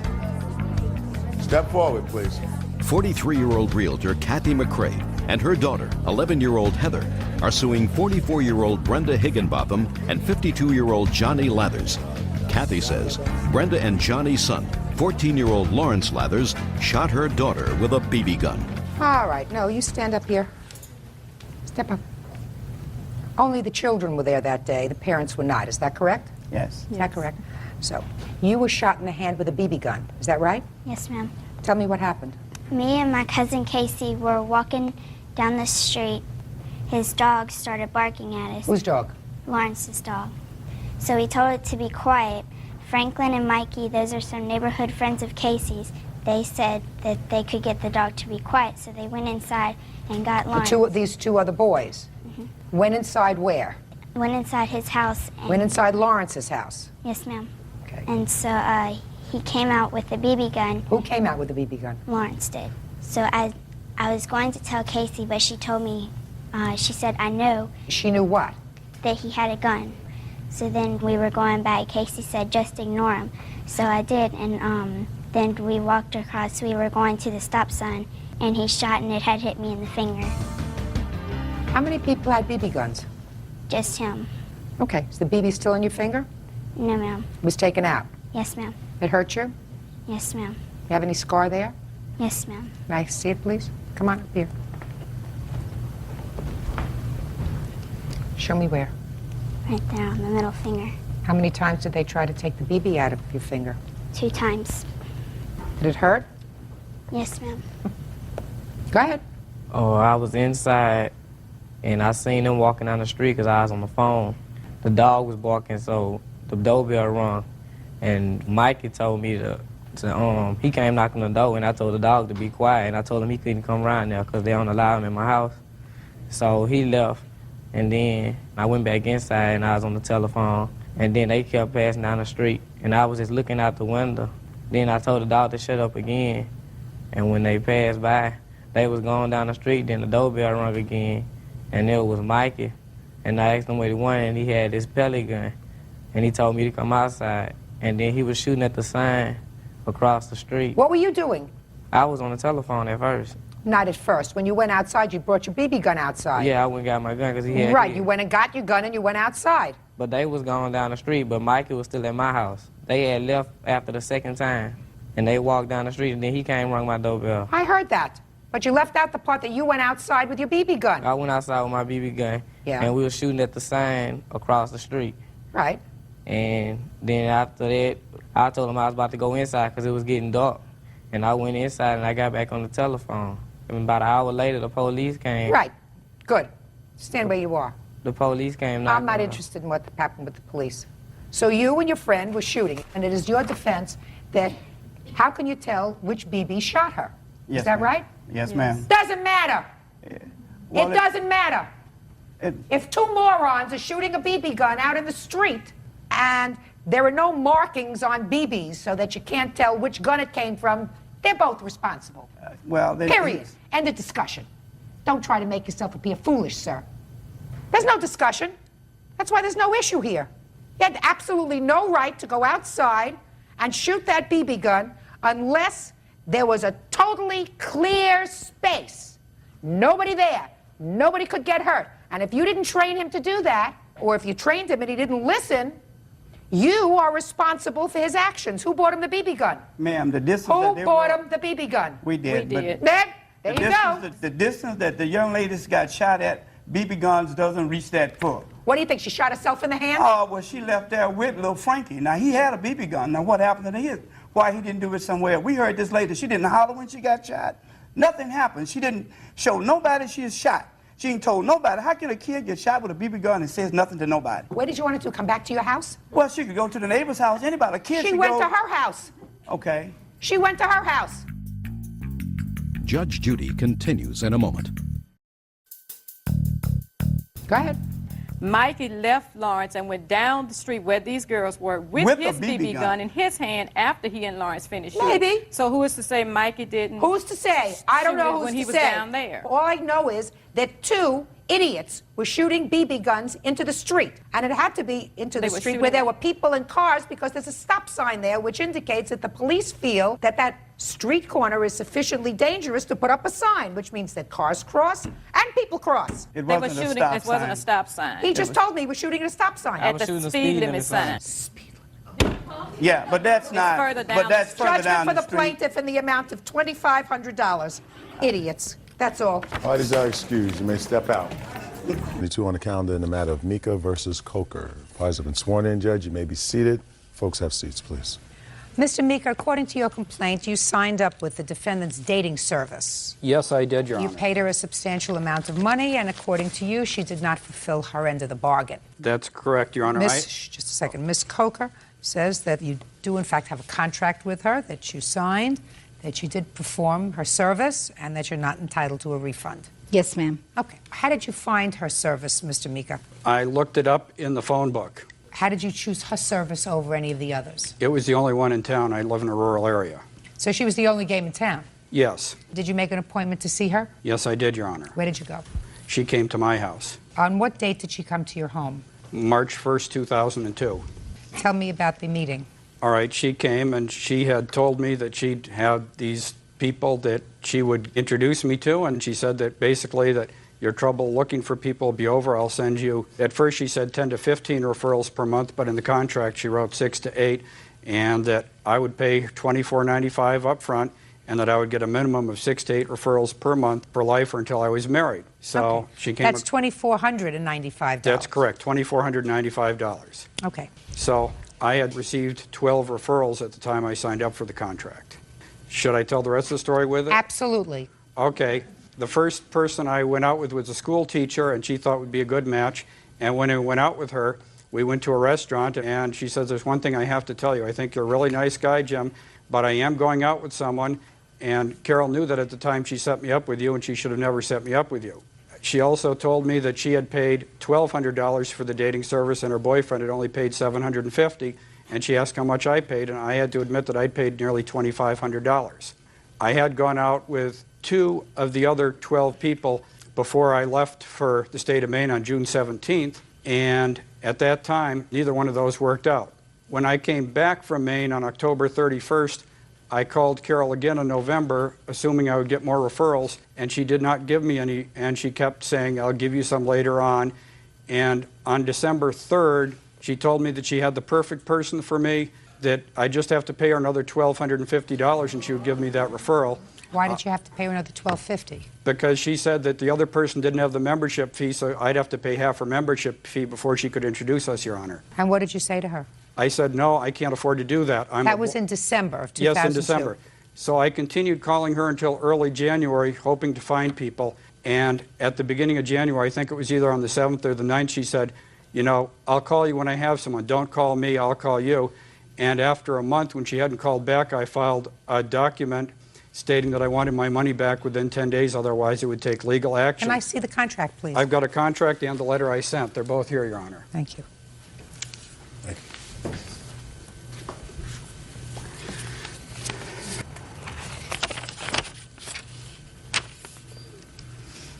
The names written on top of this contract, are those the names of the people that she furnished you with, sir? Yes, they are.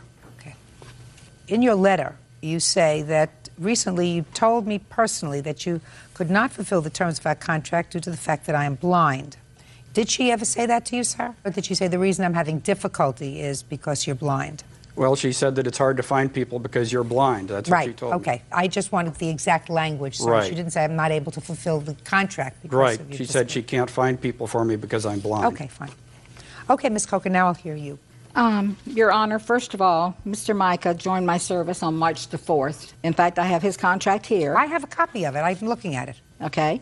All right. At this time, when I had given him the ladies' names and numbers, he told me he was a very proud man. He told me that he had a dog named Gidget and that he walked 10 to 12 miles per day and that he was very self-sufficient and that he could maintain his livelihood and so forth. So when he met even the one lady that he's speaking of particularly, okay, when he joined the dating service, I gave him her number as well as many other ladies' names and numbers. I got you. So, okay. let's go. Also, he asked me not to hold him being blind against him, and I told him I do not discriminate. I am No. not. All right, so now I have some specific questions for you. Did you ever say to him that you had someone that you thought would be perfect, but that person could not afford to pay their membership? And would he be interested in paying for 1/2 of her membership so that you could make the introduction? No, ma'am. That never statement was not made, ever. In December, you never had someone that you thought was great for him, but who couldn't come up with the membership in your No, ma'am. organization? I told him then that the lady had moved and that she was having trouble coming up with her funds, and as soon as she got her tax refund, she was going to join the dating service. At that time, I asked him if he would work with me. He said yes. Work with him how? Give me time to get more people in, that I would reduce my cost, that I would give free memberships to ladies for him to meet. I would do anything. Well, why don't you do that with this lady? Well, because bottom line, Your Honor, I'm not God. I have no control over people losing jobs. Oh, listen to me. You're not following. You're doing a lot of double talking. You can't go to double talk me, Miss Coca. You just said to me that you had a lady that you thought was suitable for him in December. The only problem is she had lost her job and she didn't have the funds to join your service. Correct. So you were going to wait for her to get some funds to join your service before you introduced her to Mr. Mika. That's correct. And 2 seconds before you told him that you were going to reduce your fee or not charge a fee so that he could, in fact, meet people. Ma'am, that was in December. That's what I'm saying to you. That was in December. Correct. So? In January was when I told him I would start reducing my fee to the Why ladies. didn't you do it in December? You weren't fulfilling your contract in December. Why didn't you do it in Ma'am, December? he was still seeing the lady that he was originally had met through my dating service. Were you dating somebody then, Mr. Mika? No, Your Honor, I was not. Okay. My next question, Ms. Coker, is, do you have one set fee for everyone? Answer the question, madam. Yes, I have one set fee for everyone. Okay. Now, so that if I were to pick up the telephone and call these 12 women, they would tell me that each of them paid $2,495 for your service. According to what time they joined the service, how long they've been in the service. That's not what I'm asking you. I'm asking, you're double talking me again. Ma'am, what I'm stating is that when cost of advertising goes up, I have to increase my price. Okay? In March of 2002. If someone... It's very easy to find out, Ms. Coker. I'm speaking. In March of 2002, in April of 2002, and in February of 2002, are you telling me that everyone who joined your service paid $2,495? Yes, ma'am. Okay. Mr. Mika, you have the telephone number of this woman that you... I can give it to you. It's 352. Mm-hmm. Well, she might be working now, but let's try it. Your Honor, may I speak? No.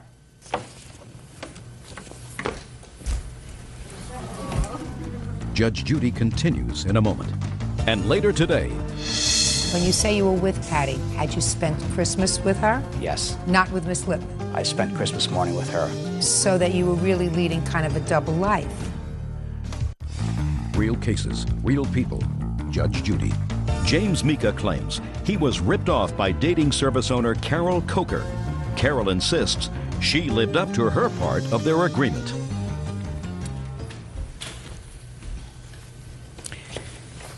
Well, first of all, you'd be happy to know that she is no longer seeing the guy. But she likes you as a friend. She's crazy about your dog.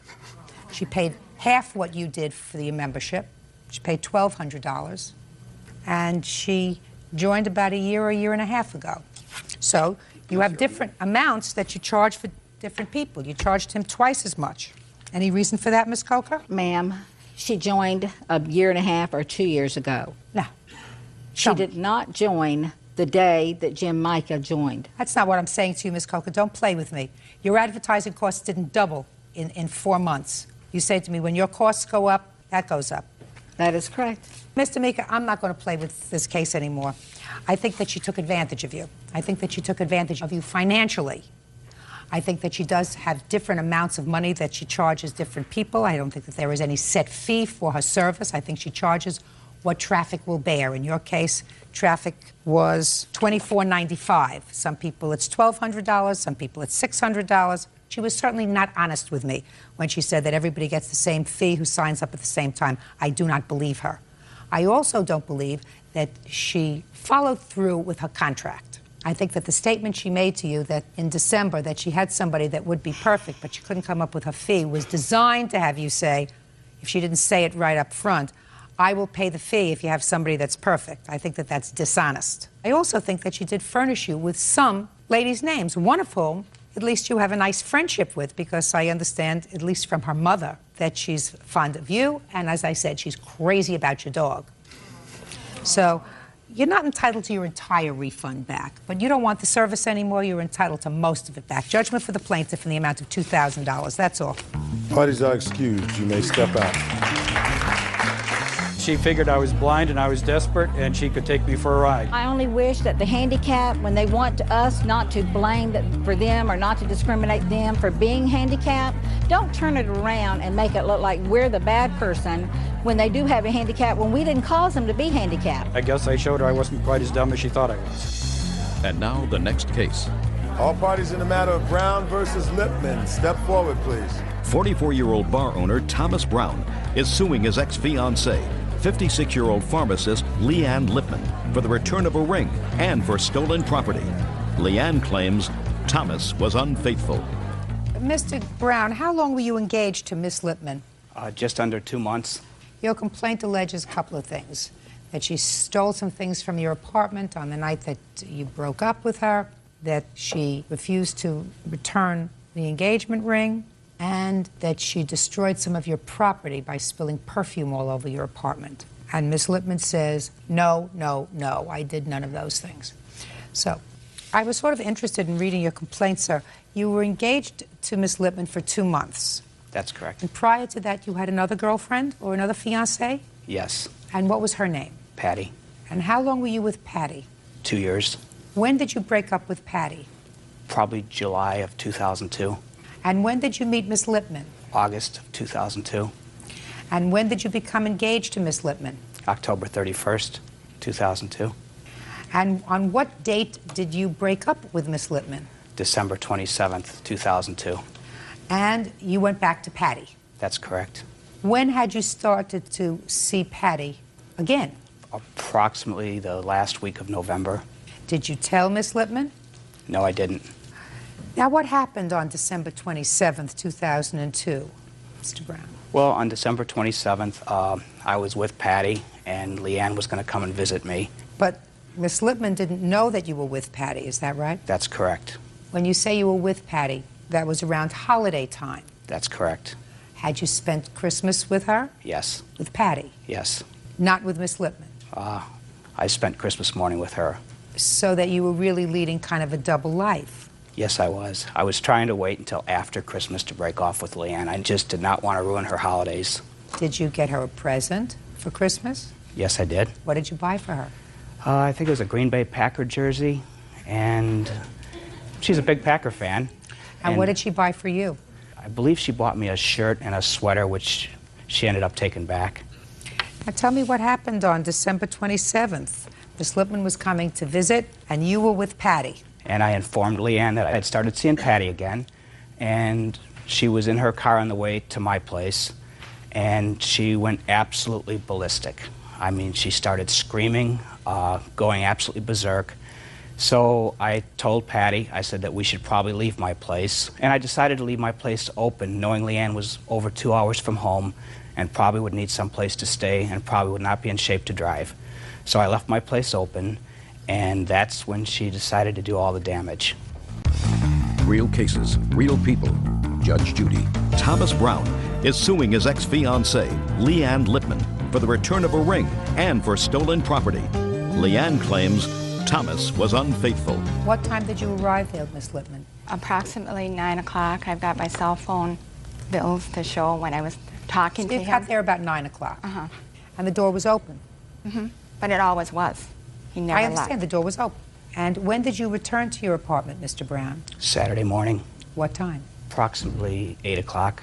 Was Miss Lipman still there? Yes, she was. Tell me what the apartment looked like when you got there. It didn't look bad at that point, and it did not smell bad at that point either. Okay. So when you came home, it looked normal. Until I went into the drawers. And what happened when you looked in the drawers? Well, when I went in the drawers, I found some pictures that I had taken on cruise lines that were all torn up. I see that, girl. Like this. I got 3 different photos. And then also in the same drawer as these photos were these 2 ring boxes, which this one had a pair of diamond earrings in it. What was that for? I had bought them for Patty, actually, and then I bought her a bigger pair, so I had these. When did you buy those for Patty? About a year earlier, Christmas the year before. So, her you bought a jersey, and Patty you bought diamond earrings. Well, that's correct. Right. And you were still holding on to those earrings, is that right? For what reason? For what reason? Yeah. Well, they were diamond earrings. You know, I couldn't take them back.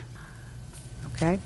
And what else was missing from the other box? Well, this was the original engagement ring container, and in this was another gold band. That was the wedding band of the engagement ring. That's not the original. Just a minute, I'll get to you in a second. And what else? Well, you know, she tried so much to destroy my life at that point. I own a restaurant in Wisconsin, and she went upstairs to the bar boasting of what she did to my apartment, destroying pictures and things like that. Of course she ripped up the pictures, right, Miss Lippman? Of course. And I don't think I ripped up all those, because I only ripped up colored ones, and I think one was black and white. And I ripped up the pictures of Tom and I also. But you ripped up these. Of course you did. Okay. So we got the destruction of the pictures, which you'll never be able to replace. Then we have the diamond earrings. Miss Lippman, did you take those? No, I did not. What about the wedding band? No, I did not. Miss Lippman, look at me. What about spilling perfume? Did you do that? Yes, I did. Sure you did. I love it. But I didn't get the perfume on the leather part of the jacket. Listen to me. You did that on purpose? Sure. What did she destroy, Mr. Brown? Well, she tried to destroy my relationship with Patty. Well, that's too bad. Yeah, well, Grow up. she called her family telling her everything. Grow up. Okay. That's your problem. Yeah.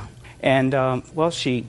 I mean, well, she went into what my... you destroyed in your apartment with the perfume. She just made it so it was unbearable to smell for a couple days in there. What do you want me to do about that? Well, I had to spend the first night in a motel. This wasn't the first time, was it? No, it wasn't the first time. Live with it. What's next? Some of my clothing was missing. Did you take any of his clothing?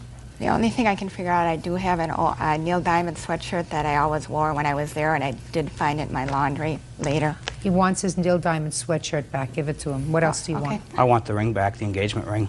Where's the engagement ring? Right here. Give it to him. I want it. Give it to him. Perfect. Good. Now you have it back. What else? She took my dishes. Are you kidding me or what? No, she took my dishes. Is she suing you for the gas that it took her to get to your house to find out that you were with somebody else? Not so far. What's next? What's next? Just she went to my computer address book and emailed all the people in there telling them what a rat I was. You were? I am. What's next?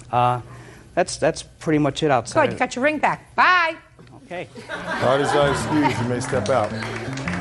Parties have been sworn in, Judge. You may be seated. Folks, have seats, please. Miss Crothers, the defendant is your ex-boyfriend. It is your claim that on 3 separate occasions he caused damage to your leased car. You want him to pay for the damage. Yes. He says, I don't know what you're talking about. Right? Correct. When was the first time he caused damage to your car?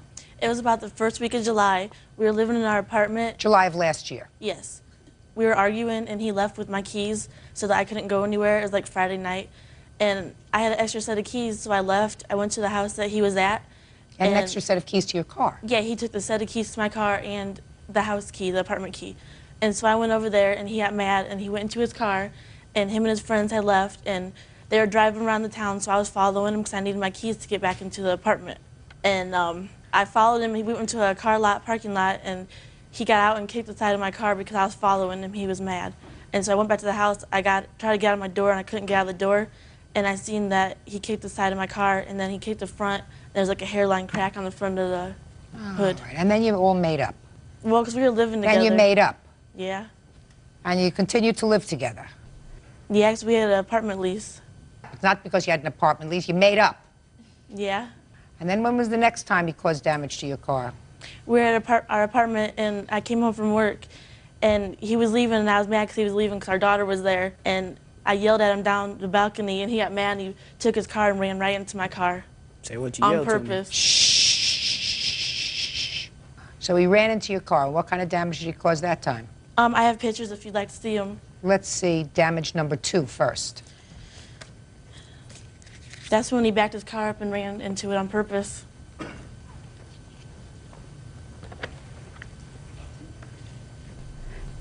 And when was the next time he damaged your car?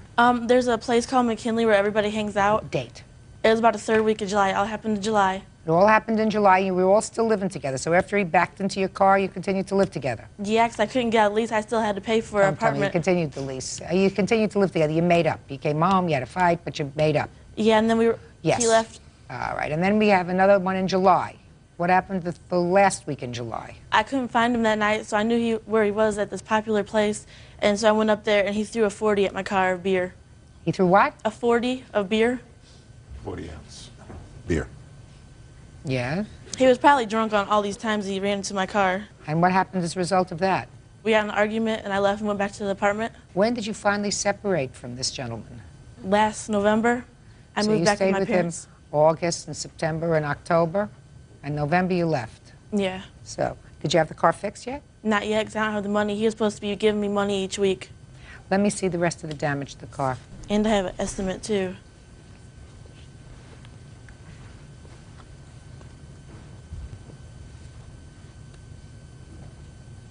This is where the 40 went on the Yes. car? And this is where he kicked the car? Yes. Oh, okay. Let's hear you. Let's start with the first incident in July. All right. You took the keys. She got her own keys. She came to find you. She shouldn't have done that, but she did it. Yeah, and she chased me. And she chased you. Yeah, she's a little bit crazy. Because I needed my keys. I don't want you to speak to him. You should have left the door open. All right. Give me, you should have needed your keys. And then once we got to the parking lot where she pulled up behind me, this is how she messed up her own car. She put up behind me and she was like, what do you think you're doing? Who you got in the car? I was like, don't worry about it. Then she pushed her car on the back of my car and pushed her car like this. After we went back, because after we left that place, we went back to the house that we was over at. Then she tried to get out of her car and her door would not open. But what she did was try to force herself out of it, and then that's when the door was like that, from the fender being pushed back a little bit. Are you messed up telling the me, fender. Mr. Smith, that you did not kick her car? I did not kick her car, ma'am. On that occasion? On that occasion, I did All not right, kick her let's car. go to the 40-ounce beer bottle. You did throw that at the hood of her car, didn't you? Yes. Oh, okay, 40-ounce bottle of beer. I figured you did. And you did, in fact, back your car into hers. Yes. Not purposely. But Yes, you you did. did. Shh, just a second. But you did. Not purposely. But yes, I did. I don't care whether it was purpose. That's what an accident is. Okay. That's why they don't call it a on-purpose. They call it an accident. All right? Okay. So you admit to these two? Yes. Yes, but not the first one. Correct. I believe you. Let me see the estimates for the two. It's This all one- on one. Well, I'm going to take off for the first one. If he did those other two, then don't you think he would do the first one, too? No, I think that if he denied doing all three, then I might have a problem. But he doesn't. He admits to two of them. Because See, the reason just why not the first one. If I ran into his car, he would have had damage to his car. Well, and he you don't have did any do damage to my car. You threw a No, rock at there's my not. car. Hey, don't fight with each other. And also, the reason why I threw the beer bottle, she came and brought my little daughter up there on McKinley and just dropped her right on the ground, told me Yeah, to 'cause come you get don't know her. how to watch her. But you don't do that to a kid, especially mine. Bird, would you do me a favor? Are you used to looking at these things from body shops? You ever seen these things? I've seen some. You see, this is what he's responsible for. He's responsible for this, and he's responsible for this. Then also, she also claimed that she was going to pay for my car also. I haven't received no money. Mr. Smith, Yes. what did she do to your car, sir? I have a Beretta. And on the back of a Beretta, you have a plastic thing where you got your name of the Beretta. She threw a rock and broke my plastic off of there. Cost $379 to get fixed. Did you get it fixed? No, I didn't. She told me she was going to pay for it. Did you counterclaim for that? No, I didn't. So that's a nice story. Real cases, real people. Judge Judy. Heather Crothers says ex-boyfriend Terrence Smith vandalized her car 3 times. These three? Those 3 figures there. All right. The damage that I find him responsible for is $310.81. Now, you have a child together? Yes. How old? 16 months. Is that your only child? Yes. Child live with whom? Lives with her. Do you visit? Yes, I do. Don't pay As a- child support. I fell behind because I lost a job. I used to work with her father until we separated, so had to go find another job. Then she got child support on me, with child support my child. Then I got terminated from that job, but I just started up another job last week. I'm going to get caught up on my support, but it's like I have hard times trying to go pick up my daughter from her. That even, I think it was probably 2 weeks ago, I had to go over to her house and had to call the cops over there because she wouldn't let me use the car seat. Why won't you get your own car seat? I didn't have a job at the time. Hey, let me give you a piece of advice. You picked him to father your child. You picked him. Now he's the father. So, you're not supposed to say nasty things about each other. in front of our daughter, correct. You're not supposed to do that at all. And Because she that does doesn't... that all the time, the Just a N-word. second. Go- Listen to me. Yes, ma'am. You should have been smarter. Mr. Smith, before you make a baby with somebody, you're supposed to know all about them, because then you are joined together for a very long time. And if you picked somebody who's got a nasty attitude, which is what you're suggesting, then you picked her, just like she picked you. Correct. But right now you have a child, and you're not supposed to do anything to make the child miserable. You understand? Yes. The only day that he wants to ever pick her up is Sunday, and he has to go out on the weekends, which I don't think is fair, because I have her all week, and then he just comes to get her on Sunday, which I can't go do anything. I even got my... Just a second. Why don't you stop being a baby? I need time to myself, and he has all the time in the world to It's himself. all about you. Just a second. Why don't you stop being a baby? I am. You are a baby. No, I'm not. Yeah, you are. If he wants to pick up his daughter on Sunday, that's when he wants to see her. He's supposed to work Monday through Friday, Monday through Saturday. That's what he's supposed to do, right? He comes, picks up your child. If you work, which I assume you do, is that Yeah. right? Right? Yes. And somebody takes care of the baby during the day? My mom. Very good. So you see her when you come home from work? Yes. You see her in the evening? Yes. You tuck her in at bed at night? Yes. You see her in the morning before you go to work? No. Well, that's too bad. Why don't you see her every day, 6 days a week? Yes. Fine. One day he gets to see her. So you have your nails done on a different day. Judgment for the plaintiff in the amount of $310.81. That's all. Parties are excused. You may step out. She wouldn't be so childish. Maybe everything would have been better in our relationship, but all the driving around, crashing cars, it's all childish games. He's the one childish. He goes to the bar Friday, Saturday night, didn't come home till 3 o'clock in the morning. I should have been a little bit more of a man, thought about her thoughts, but at the same time, she still shouldn't have been crazy towards me. And now the next case. All parties on Wilson versus Watson. Step forward, please. 51-year-old operations coordinator Mary Wilson and her daughter, 19-year-old Natalie, are suing 39-year-old executive director of a home for single mothers, Teresa Watson, for the return of 2 months' rent. Mrs. Wilson, I assume this is your daughter? Yes. Your daughter has a baby. Yes. And there came a time when you felt as if it was in everyone's best interest, I assume, for your daughter to enter a residence with her baby. That's correct. And you signed up for the defendant's residence. You have a transition housing? Yes. For young mothers and their babies? Yes. It didn't work out. Your daughter left before the agreed time for her to stay there, and you want your rent deposit back. And the defendant says that your daughter actually left owing her money. Yes. When did your daughter enter the residence? The 1st of March this year. How old's your baby? He's 11 months. And what was the rent each month? $350. And how long did she stay in the residence? 1 month and 3 days. And how much had you paid altogether? $700. So far, is all of that correct? Yes. Now, she left once the second month had already started, so I see you prorated the rent and you want $315 back. That's correct. Now I'll hear you. Sisters by Choice is a tenant-landlord relationship, so therefore you are required to have a rental agreement and you are required to submit a 30-day notice. Natalie had been talking about a 30-day notice, however... Do you have that contract? Yes. The evening that she left, a lot of the paperwork that she was asked to complete was removed with her, but I do have an acknowledgement statement stating that she would give a 30-day notice upon leaving with her signature on it.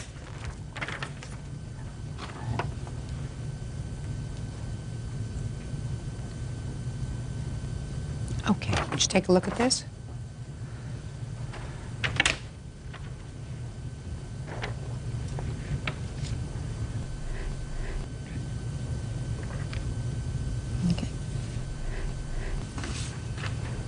Okay. Did you give them a 30-day notice? No, I had not.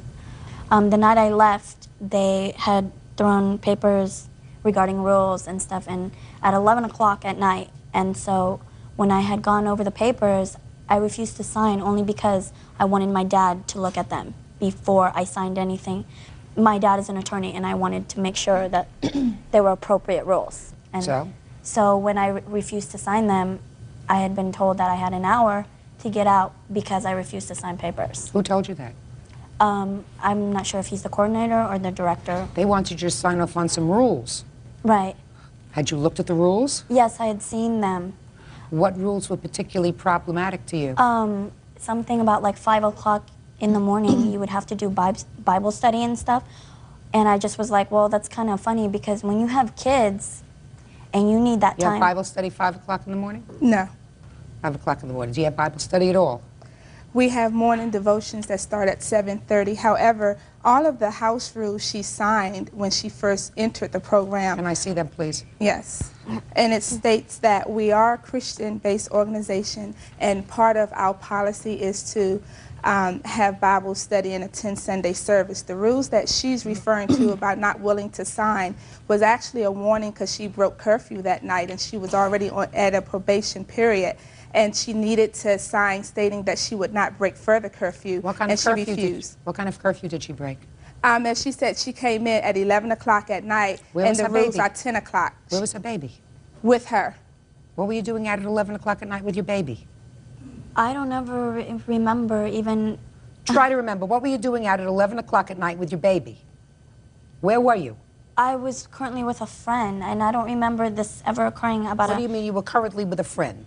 I'm asking you where you were that night at 11 o'clock with the baby, and what friend, I was male or currently female? on base with my friend that I always went out with every day. When you have a baby, you don't stay out till 11 o'clock at night. You stay home. And there must have been a reason why your mother thought that you had to be in a residence rather than being home. I assume that that was part of the problem. Is that a fair statement, Miss Wilson? To some degree. Of course. Now, your daughter called you sometime around midnight, April 3rd or into April 4th, and told you she wanted to come home. Is that right? Actually, she told me she was being kicked out. Okay. And because of the fact that she was being kicked out and not giving 30 days notice because she wanted to leave is one of the reasons I'm pursuing the return of the rent. Did you discuss with your daughter the fact that she had violated curfew?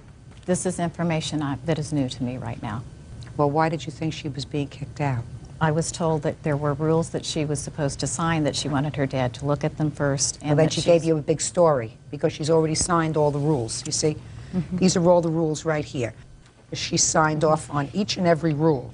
What the defendant is telling me is that they wanted her to sign a statement that she would not violate the rules again by violating curfew, which she had done that night. And she took the paper and she threw it in their face, and they said, okay, you're out. Is that what happened? Actually, we asked her to sign the paper. She said, I'm out of here. I didn't want to be here anyway. Approximately 2 weeks before then, I had given her a 30-day notice and asked her if she felt she wanted to sign it because she had been making statements, I don't like rules, I want to do my own thing, and that her parents basically forced her to come. And as you see, she started filling out the 30-day, and then the next day her mother came and said, if you leave here, I'm going to call Child Protective Services and it's going to be an issue. She decided the next day, okay, I'm willing to stay 6 months and get the help. However, the friend that she remains on base with every day, all day, came by, and they decided that it was appropriate to be out 11 o'clock at night. You got it now? Do you understand? It wasn't house rules that she was being asked to sign. Your daughter entered this residence because this residence had certain structure that you felt as if she needed. Where does your daughter live now? She's living in an apartment. With her baby? Yes. Alone? No, she's in shared rent. With shared whom? space with another couple and their child. I don't know how long she's going to be at this place. You have a grandson or a granddaughter? Grandson. I suggest you stay close and not worry about $315. You've got bigger things to worry about. I think you know that. I'm just going to hear you very briefly. What money do you think she owes? We watched Natalie's baby for 3 weeks while she was in school. That's not covered in a $350 rental. It's for the room. Did you give her a bill for child care fees? I explained to her mother the day after she came over, Natalie owed us for child care fees. She said, I'm not concerned about the child care fees. I said, well, you are responsible because you told me in the beginning that I will pay until she gets a job. So actually the $315 you need to get from your daughter because she owes us child care fees of $600. Did you go to school? Yes, I did. Just answer my question. You went to school how many days a week? Here's the attendance sheet. It was not for 3 weeks. I don't care how many days was it that you went to school? 7 days. The reason I didn't go to school a lot is because I would always complain to my mom. The babysitting was very poor and it was not on site. And you got a problem. You have a problem. Deal with the problem. Put this behind you.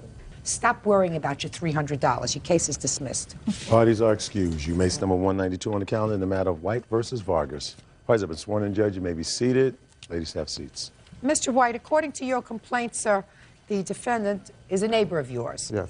And he shot your dog. Yes, he did. Shh. The dog survived. Yes. And still have the dog, but you had a lot of vet bills. Right. And you wanted him also to pay for the psychological damage that was caused to you and your family as a result of this shooting. Yes. Where was your dog when he shot the dog? My dog was in his front yard when he was shot. And where were you? I was out of town. I was on vacation. And who was with the dog at the time that he shot the dog that was in his front yard? No, when the dog had gotten out of the backyard through the fence. And what kind of little dog was this? He's not a little dog. He's a Rottweiler. A Rottweiler? Yes. And the Rottweiler, I mean, I know a little bit about dogs. A Rottweiler weighs several hundred pounds.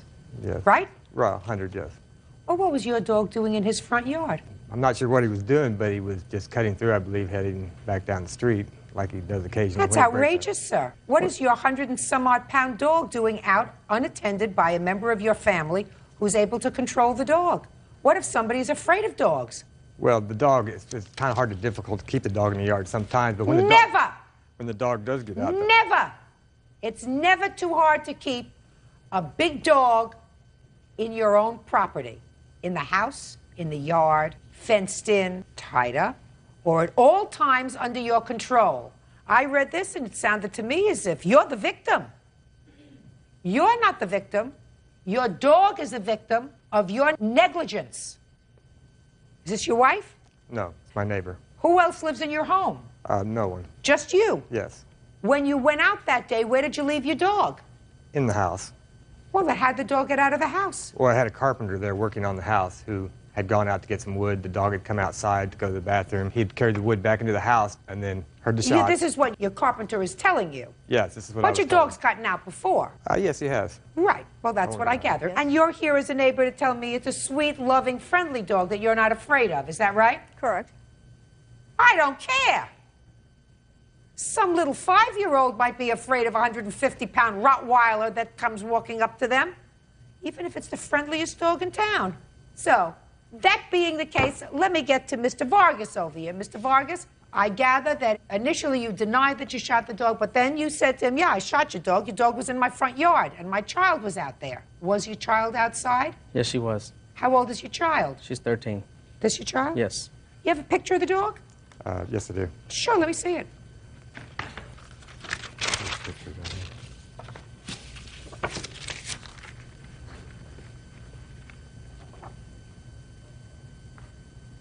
Looks like an absolutely lovely, lovely dog.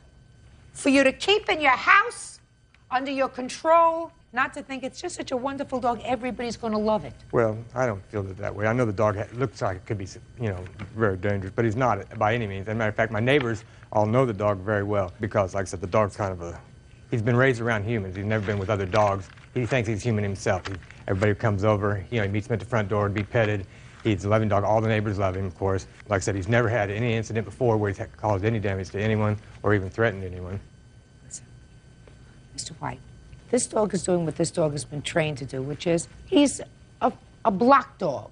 He feels as if he has sort of control to go outside if he wants to. People adore him. They may give him a treat. Your neighbor adores him, which is all very nice. But this is a very large animal. This isn't a Chihuahua that can't cause substantial damage. If somebody is walking in a baby carriage and for some reason this dog gets spooked by something, and even if the dog doesn't go over and try to hurt them, they can start running, the baby carriage can tip over, the baby can become injured through no fault of the dog's, through your fault. Well, that's your fault. But isn't that the reason to have dog pounds and a dog catcher in case your dog does get out, or a dog registry for lost dogs? What if you think that this dog, because you don't know the dog, all you see is this huge dog on your lawn. Well, wait a second. Your daughter is screaming outside. Is that what was happening? Step up. Now you tell me. What happened when you saw the dog? When I saw the dog, it was barking at me and showing its teeth, like in an angry way. Were you frightened? Yes. Where were you standing? In my driveway. And where was the dog? At the end of the driveway. And what happened next? I called my dad's name, and he had gone and get his gun, and he took care of it. And he shot the dog. Didn't kill it. No. That's what pounds are for. Well, like I said, Go ahead. I'm listening to you. Say I was inside the house. I was looking out our bay window and looked across the street. They were outside. Who's they? Caesar, the kids, the whole Kids? family. Right. Yes? Didn't see the dog. All I seen was him standing at his garage. Two sounds that sounded like a shotgun, but it was getting close to 4th of July, so I thought maybe it was firecrackers. Ran back to the back door and opened up the garage door, and that's when I seen the puffs of smoke coming from his garage. But like I said, I did not know at that point in time the dog had been shot. Just a minute. So you saw his daughter outside? Yes, but the dog wasn't barking and they weren't screaming. Listen, how long have you been neighbors? 3 years. Have you ever seen the dog out before? Yes. Did you ever shoot the dog before? No. Did you ever say anything to him about the dog before? No. But the dog has been out before. Right. And it's true, over the last 3 years, you've not had a problem with him. Is that right? No, I haven't had a problem at all with him, except for the fact that a couple weeks prior to this, I had been riding my motocross bike in some trails there in my neighborhood. While bringing the bike back home, I passed his wife on the sidewalk. She was walking down the sidewalk with a stroller, and she hollered something at me like, slow down. And I went on by her and went on home with the bike. And maybe 20, 30 minutes later, the police showed up at my house and said that they had a report saying that I was riding the bike in their yard. I told them at that time that I wasn't riding the bike in anybody's yard. I'd taken it down the trails and back. And so, Were you going too fast, sir? No. You don't think so? I don't believe so, no. It's allowed. Why do you think, after 3 years of no problem, all of a sudden you would have a problem with them? If I'm a good neighbor and if I'm driving a motorcycle and his wife is walking with a baby in a baby carriage. Right. First of all, you don't have a Rottweiler roaming around in a neighborhood where there are babies in baby carriages. Period. Right. End of My discussion. dog doesn't roam the neighborhood. Yes, your dog gets out and has right. gotten He had out broken before. out of the fence, like all dogs get out of their fence. No, sir. You say that that's okay. It's not okay. Well, I don't agree that it's okay, and I do my best. It's not okay. I do my best to keep the dog in the But fence. your best isn't good enough. Like I said, Your best, Mr. White, isn't good enough. Judge Judy continues in a moment. If you're driving a motorcycle and you pass a woman and she says to you, hey, slow down, and what you said is you just kept on going. Well, yes. No, just a minute. That's what you said. Yes, oh, I yes, did. that's what I did. I just kept on going. That to me is rude. Rude! And later today, I agreed to lend him the money to keep him out of jail. Your Honor, I worked on her computer at least 4 times. So what? You're hustling me, sir. real cases, real people. Judge Judy. Philip White says neighbor Caesar Vargas shot his Rottweiler Bones. Caesar says Bones was threatening his daughter. If you're going out and you have carpenters in your house that you know are going to be taking wood in and taking wood out, and you're not going to be there all day, you take your dog to a kennel. And you say, I want to make sure my dog doesn't get out because it's dangerous for my dog to be out in the street. It could cause a car accident. So I'm going to take my dog to the kennel for the day because I'm not around to supervise this 150-pound dog. That's what you do. Well, if the man had shot my dog to defend his family, I would have thought that was one thing. That's what he says he did. That's what he says he did. And why then he told me that he didn't do it? Why did he deny it? Because he didn't want to get into an When the police argument asked him with why you. he shot the dog, he denied it to them also. Why do you think he shot your dog? I think he shot my dog because he, out of vindication, or maybe possibly shooting the wrong dog. Like I said, my dog's real fat popular. My dog lived on the Oi, roof of my Mr. house. White, you ain't going to get it, sir. Listen to me. I You know. know why you're not going to get it? You're not going to get it for two reasons. First of all, if you're driving a motorcycle and you pass a woman who's walking with a baby carriage and she says to you, hey, slow down, Right. and that's your neighbor, and what you said is you just kept on going. Well, yes. No, just a minute. That's what you said. Yes, oh, I yes, did. that's what I did. I just kept on going. That to me is rude. Rude! Because you stop the motorcycle and you say to your neighbor, I'm sorry, I didn't realize I was going too fast. I'm sorry if I frightened you. That's what you say to a neighbor. You don't say, psh. Well, I obviously, keep- my neighbor and I aren't that close, so I mean, we I don't care whether you're close or not. My neighbor's there. Tell the police. What difference is it if it's your neighbor or not? If a woman walking with a baby carriage says to you that you're driving too fast, then you stop and you say, I'm sorry. I You did seem put to the think motorcycle- everything you do is okay. No. Pay the vet bill. It's your responsibility. Well- And go and say, I'm sorry to your dog. Pay the Goodbye. Audience are excused. You may step out. I was just frightened for my child. I don't believe the time that the dog was threatening anybody. I grabbed my shotgun. The dog avoids people. He's never attacked or done anything that played with children. I wasn't aiming. I just shot towards him. I feel it's very unfair for the dog. I just hope it doesn't happen again and none of my brothers and sisters get hurt. And now the next case. All parties on Cochran versus Matthews. Step forward, please. Retired computer specialist Loretta Cochran is suing her former friend, computer technician Chris Matthews, for an unpaid loan for child support. Chris says he worked off the debt.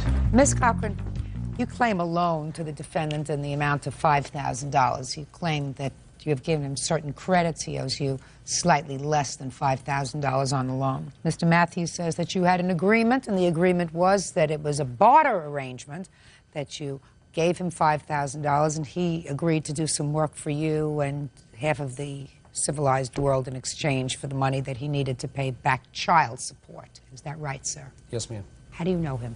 I know him from the local flea market at home. He ran a computer shop. And you? I ran a booth there selling Beanie Babies, etc. Tell me about this loan, Ms. Cochran.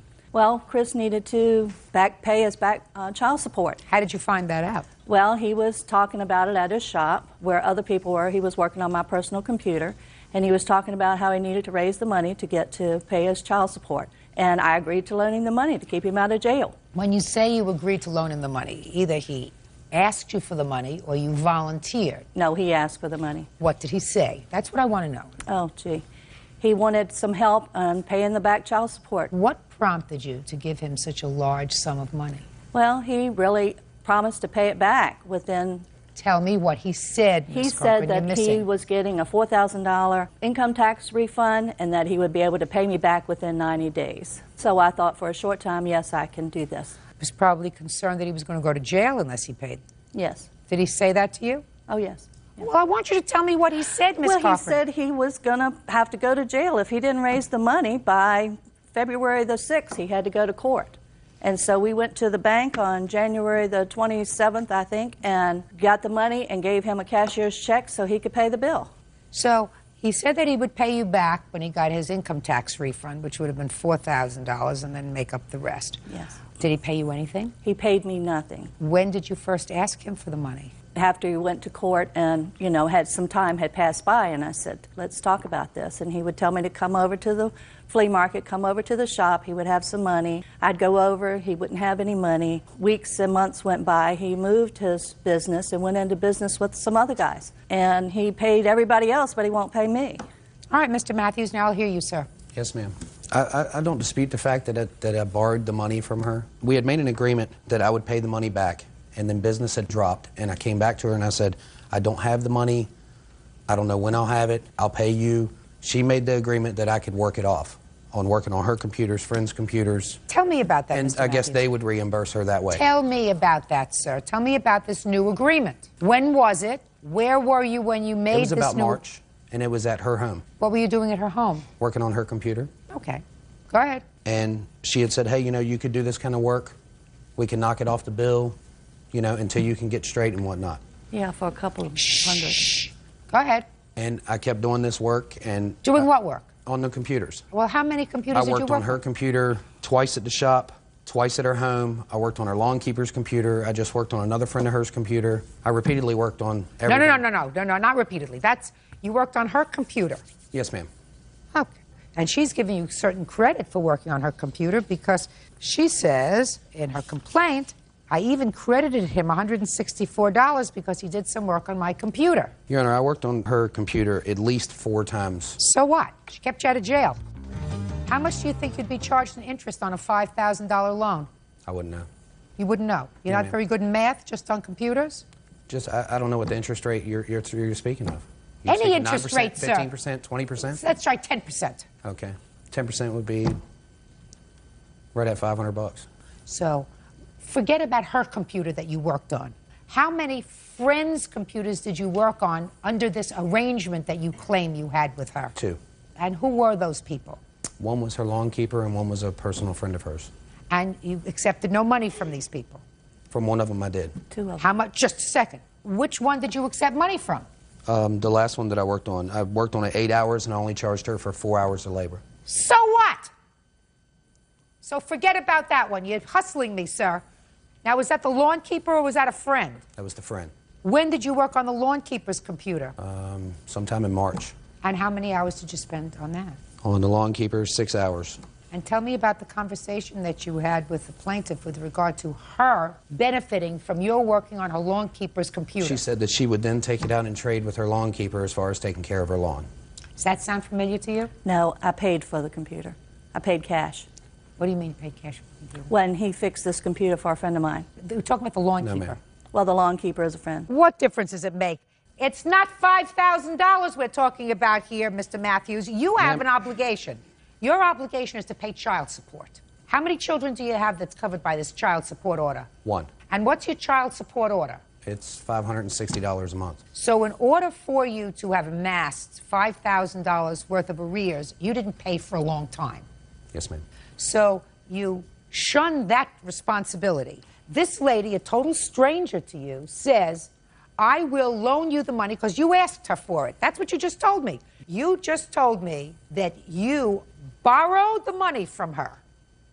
Borrowed. She's not your wife, is she? No, ma'am. She's not your sister? No, ma'am. She's not your cousin? No, ma'am. She's not your aunt? No, ma'am.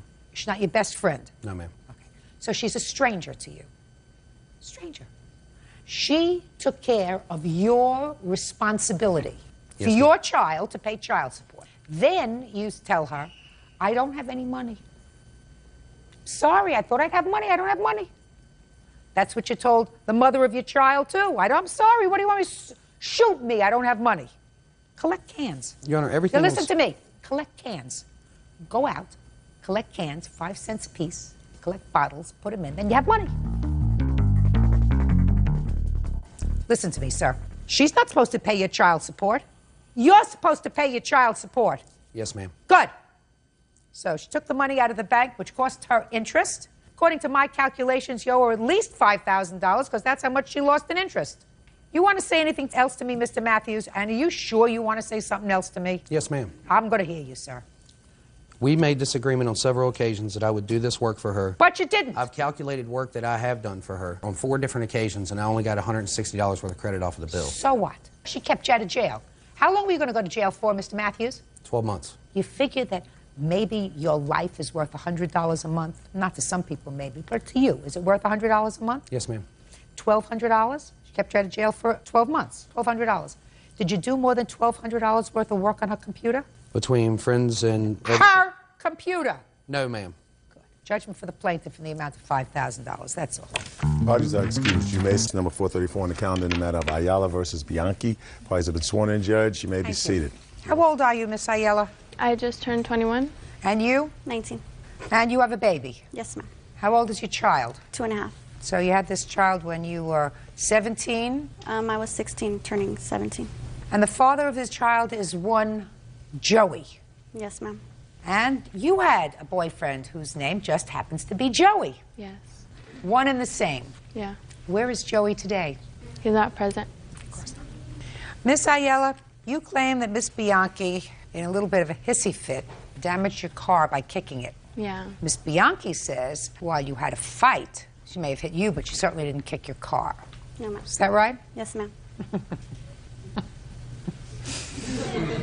I'm serious. Where is Joey? I mean, is he He's- working today? Is he... He's watching my child, his son. He's babysitting? Yes, ma'am. He managed to get time off from his job? No, he doesn't work. You want to tell me what happened, Miss Ayala? Yeah, it all started when me and my boyfriend were driving in my car. Your boyfriend Joey? My boyfriend Joey were driving in my car. And then she started following us. And she wanted me to get out of my car, and I didn't want to step out of my car. Well, you stopped your car. Well, Joey was driving. So Joey stopped the car? Yeah, Joey stopped the car. We went to his grandma's house so his mom could come out and make her stop following us. She followed you to the grandmother's house? Yeah, and he honked for her to come out. And then that's when Lisa ran out of her car, kicked my car, and that's when I got out of my car. And then I was going to close my door, and that's when she kicked my car again. And that's when she tried to tackle me to the floor. And we just started fighting until his mom and him pulled her off of me. Now I'll hear your version. It was Thanksgiving morning. The whole reason why we were fighting, I had informed him that I was pregnant again. And we were in the process of supposedly working things out. So later on that night, my friend who was dating his cousin had called me and informed me that he was with her, Lorena, in front of his grandmother's house in her car. So I drove over there. Why? Just see what's going on. I told him I was pregnant, find out if he's with her. We were supposedly working things out. So I went, I found them there. She was sitting in her back seat of her car, putting on her shirt. He was sitting in her driver's seat, just with his tank top on. And I had asked her, I'm like, oh, so you guys just got done, you know, having sex. Doing the nasty. Yeah. And she's, yes, I asked her, I'm like, you guys just got done having sex? And, well, not in those words, but, and she's like, oh, yeah, we were. And he wasn't saying anything. He was sitting there. You know, he knew he was caught. Because he's a moron. Yeah, exactly. He knew he was caught. He's a moron who doesn't have a 2-year-old child that's going to be around forever and isn't pregnant again. Yes. Right? You're that moron. He's the other moron. Yes. Okay. Go ahead. Me and her had words. We were both sitting in our car. I was sitting in my driver's seat. We both got out of the car at the same time and went at each other. And we're fighting for about maybe 2-3 minutes until Joey came, pulled me off of her. His aunt and his mom were then holding me back. He was holding her back. Let me see damage to the car. And they weren't holding me back. Just when she let me go, I let her go. Did you ever hear of birth control? Yes, ma'am.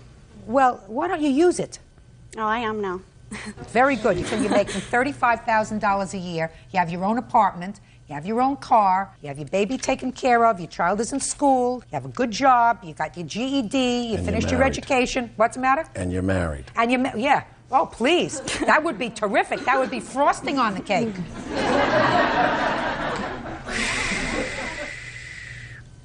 Did you try to get out these dents? Is that what these little holes things are that you tried to get out the dents? I didn't try to do anything. I haven't done anything. And I went to go get estimate. I'd see the estimates. The top one is the one where my Nissan dealer told me to go to, and that's the one I'm taking. Top one is the cheapest one, $1,513. Is that right? Yeah, that's where my Nissan dealer Ms. told me to go. Bianchi, let me tell you sometimes what temper does. When you have a temper, you have to pay for it. This didn't happen to her car from nothing. I understand. Now, I don't care if this happened to her car as a result of the two of you struggling with each other and falling into the car, although that's not what this looks like. No, this looks like a kick. We didn't even come in contact with her car. That's not true. No, we didn't. You did. Judge Judy continues in a moment. It wasn't my intention to go and fight her. Well, why didn't you just wait until he got finished and call him on the phone? I wanted to catch him. Well, you caught him. Yeah, I caught him. And later today, the dog comes running through my yard with teeth and everything and starts fighting Prissy. Ripped her ear. There was blood every place. real cases, real people. Judge Judy. Lorena Ayala says the mother of her ex-boyfriend's child, Lisa Bianchi, vandalized her vehicle. Lisa says she caught the father of her child and Lorena having sex in a parked car. Miss Bianchi, you were so furious that day, which is why when I read your answer and you said you found out after Joey had been at your house and had talked the day before about getting back together again, blah, blah, blah, blah, blah, blah, somebody calls you up and said, you know where Joey is? Joey's over at our house. You get in the car. Where'd you put your baby when you got into the car? He was at home with my mother. Your mother takes care of your baby? Oh, no, ma'am. Well, what were you doing at home with your mother? I lived there. Well, so you left your mother to take care of your baby? I asked her if she can take care of him, yes. So you could go out and take care of this problem? No, it wasn't my intention to go and fight her. It was my intention to go there and find out what was he doing with her. If he was with her, then why is he, you know... Well, why didn't you just wait until he got finished and call him on the phone? I wanted to catch him, so... Well, you caught him. Yeah, I caught him. You caught him? Yeah. And once you caught him, then your adrenaline started to rush.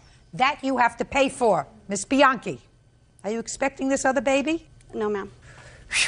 Judgment for the plaintiff in the amount of $1,513.73. Thank you, that's all. Parties are excused. You may step out. He's been with me. We're not together, but I'm always going to be there. We'll communicate. He's the father of my child. I was in the back seat. He was driving in the front seat. Why would she be in the back seat? She was putting on her clothes. I'm not going to be with them no more. Don't fight over a guy anymore. They're not worth it. And now the next case. All parties in the matter of Collins versus Solis. Step forward, please. Account manager Alicia Collins is suing her neighbors, construction supervisor Ronald Solis and his wife Raylyn, for vet bills resulting from a dog attack. Ronald is countersuing for a false, dangerous dog charge. Ms. Collins, you and the defendant are neighbors. Yes. And you have a dog, a little dog, and they have a little dog. It is your claim that their little dog came on your property, bit your dog, bit you, and when you picked up your dog, blood from your dog got on a sweater. You want the Solaces to pay for the vet bills. Yes, Your Honor. You did not seek medical attention. No, Your Honor. And the cost of the sweater. Yes, Your Honor. Solaces say that they should not be responsible. They didn't see this whole thing happen. They don't know what happened. And in addition, they are counterclaiming, they say, because you called animal control and they had to go through a whole process with regard to their dog, who was ultimately declared not a dangerous animal, and they want you to pay the expenses that they incurred going through this process. How long have you been neighbors? I just bought the house in September of this past year. And what kind of a dog do you have? A Yorkshire Terrier. She's 4 pounds, 8 ounces. And when did this incident occur with the Solaces dog? September 10th. Shortly after you moved in? Yes. Were you at home? Yes, ma'am. What time of day? It was approximately 6 o'clock p.m. Okay, tell me what happened. My son was out on his rollerblades, and... Are you immediate neighbors? Do your properties abut each other? I can see the side of his house from the front of my house. Okay, so you're not immediate next-door neighbors? No, Your Honor. So your son was outside on his rollerblades? He was on his rollerblades, and we had our garage door open, and he had come to the door and he said that there was a stray dog outside. So when I opened my door going into the garage, there was a dog standing there. No collar, no anything. Was it this dog? His dog, which I did not know at the time, Your Honor. Okay, but the dog was in your garage? In my garage. So I told Sheldon he was playing with a friend several streets over, that he was going back over there. I closed our garage door and came in the house. And where did the dog go? Back out in the neighborhood. And so then it was probably about 45 minutes later, I was going around to, because I just got the house, so I was going around to put a new light bulb in on my front porch. So Prissy had never been out front yet, my little dog. So I put her on her lead, and I walked her around to the front porch, and I had the lead on my hand, and I was doing the light bulb. Well, here comes the dog again. And so it's on the sidewalk, and then Sheldon said, "Mom, I think that dog's a stray dog. It's going to get hit." By this time, the dog comes running through my yard, comes up, and with teeth and everything, and starts fighting Prissy. And Prissy's 4 pounds, 8 ounces. Ripped her ear. There was blood every place. It was all over her, all over the porch. So this dog came up on your porch? On my front porch. Okay. And I have a picture of my house, Your Honor, that shows that my front door is not like right there next to the sidewalk. I'd like to see it, please. The dog had to come quite a ways.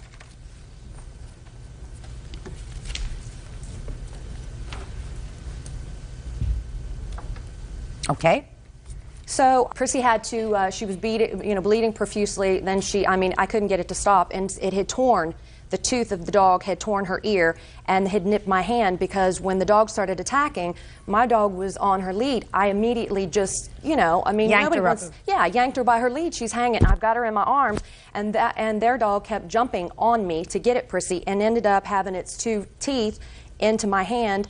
I rushed Prissy in immediately into the house, yelled at the top of my lungs at this dog to get, just to get out of our yard and get away from us. I made my son come in.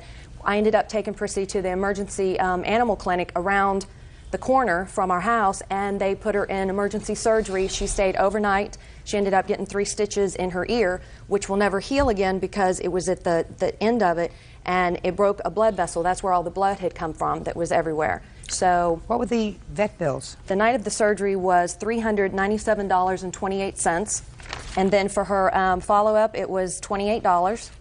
And then she also had another follow-up, Your Honor, $43.73. And then after I had found out that their dog had not had its rabies shots, my dog had to go back to the vet, which was $68.37. Now, what about the sweater?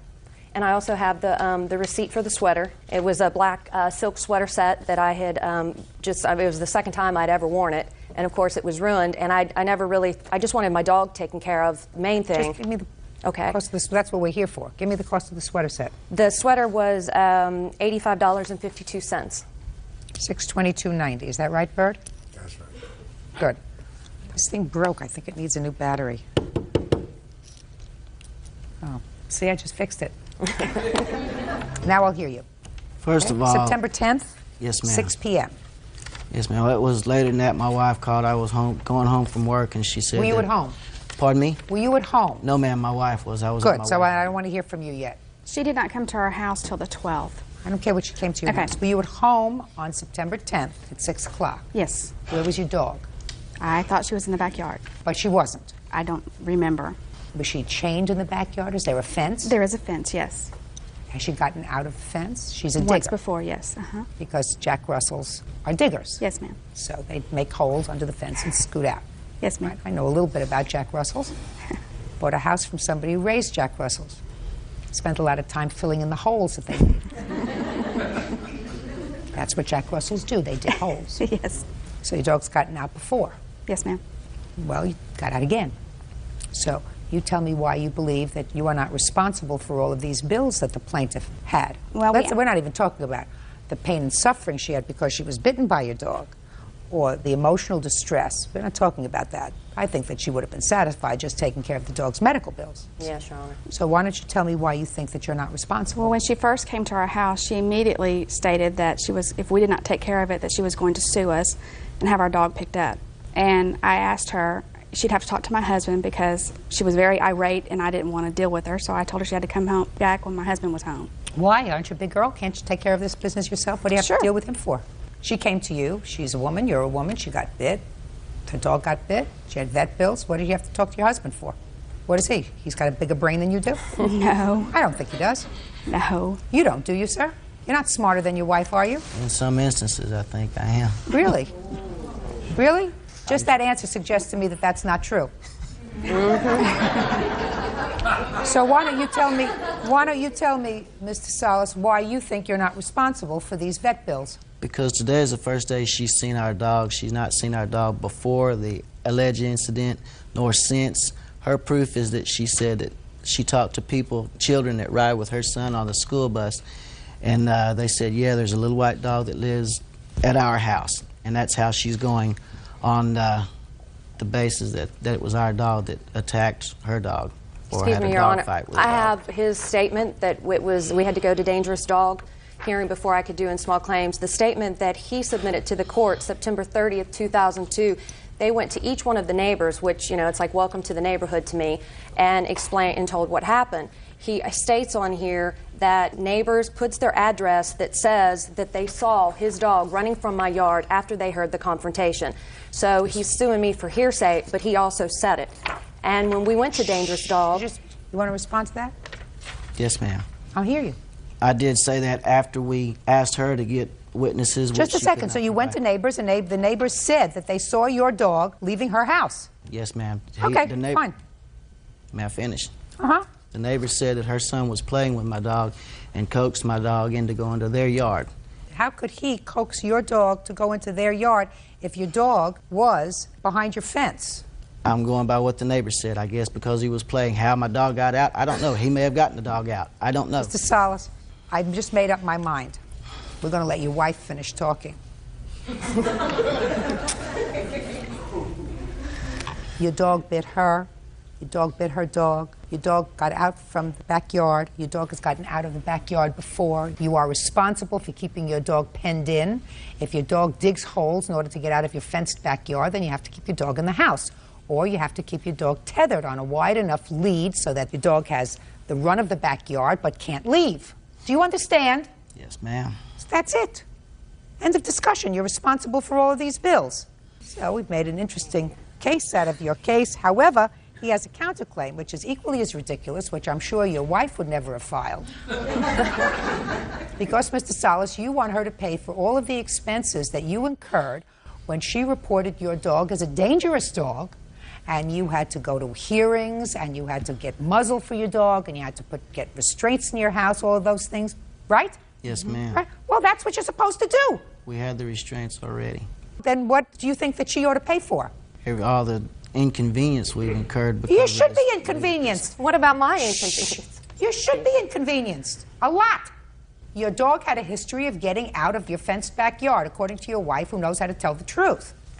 And if that's the case, you should have seen to it, and your wife should have seen to it, that this dog was not placed in a position where the dog could get out and cause any injury to any other person or any other animal or people's property. You didn't do that. So if you were inconvenienced, that's what's supposed to happen to people who don't take care of their responsibilities. So your counterclaim is dismissed. Judgment for the plaintiff in the amount of $622.90. Goodbye. Parties are excused. You may step out. Number 137 on the calendar in the matter of Oglesby versus Magallanes. Parties have been sworn in. Judge, you may be seated. Folks, have seats.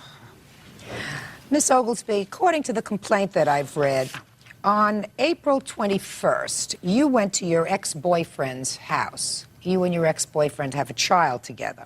And it was your intention to retrieve some property. You arrive at the house, and the defendant is there. Yes. You and the defendant exchanged some words. Yes, we did. Nasty words. Yes. Why, I couldn't tell you, but you exchanged some nasty words. According to your complaint, the next day, while you were in or around your home, the defendant shows up with someone else in her car. They get out of the car. Your children are in your car. In the car. You get in your car because you see her, and she kicked your car and terrorized your children who were in the car. Yes, Your Honor. And you want her to pay for A, the damage to your car, and B, for terrorizing your children, right? Yes. So you get to the house on April 21st, the ex-boyfriend's house. Who answers the door? Nobody answered the door, Your Honor. He wouldn't open the door. How did you become involved with the defendant? As I was leaving, he came out on the balcony, and I asked him, you know, just let me get the clothing. I need it for my daughter for school. And he... Just a minute. I would like her out of the room, please.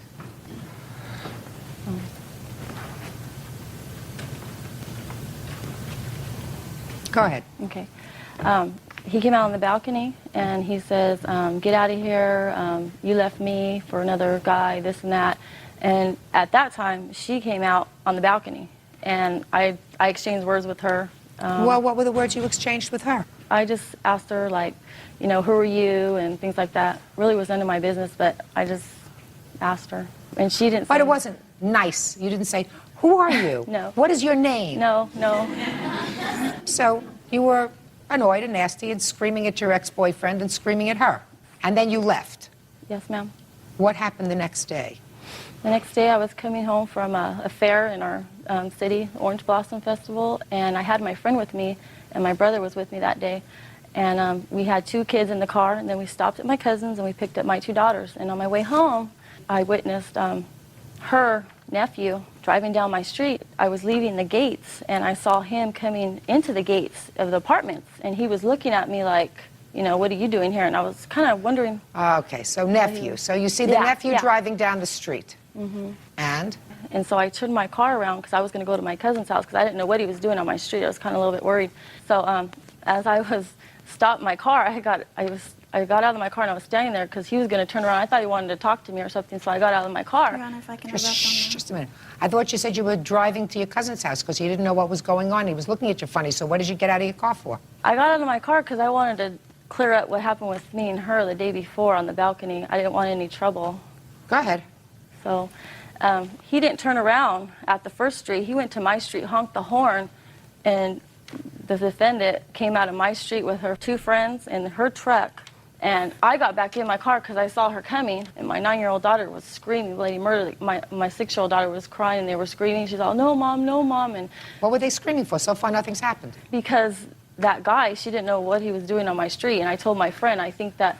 We passed the guy. You got back in your car. I thought you told me you got back in your car when you saw the nephew. And then you saw her car. I saw her come out of my street, okay? And I got back in my car, and I sat there, and I told my friend, call 911, because I didn't know what they were going to do. Where was your friend? She was in the passenger seat. So what happened next? Okay, so I got back in the car, and by that time, she skidded up in front of my car. Her and 2 other girls jumped out of the car, came up to my window. My window was halfway down. I said, my kids are in the car, my kids are in the car. And she didn't say nothing, but she said, you're mine. And I just seen this foot coming, and then her friend hit my car with a cane, a brown long cane. Was there a dent on your car? Yes, ma'am. I had a picture. Let me see.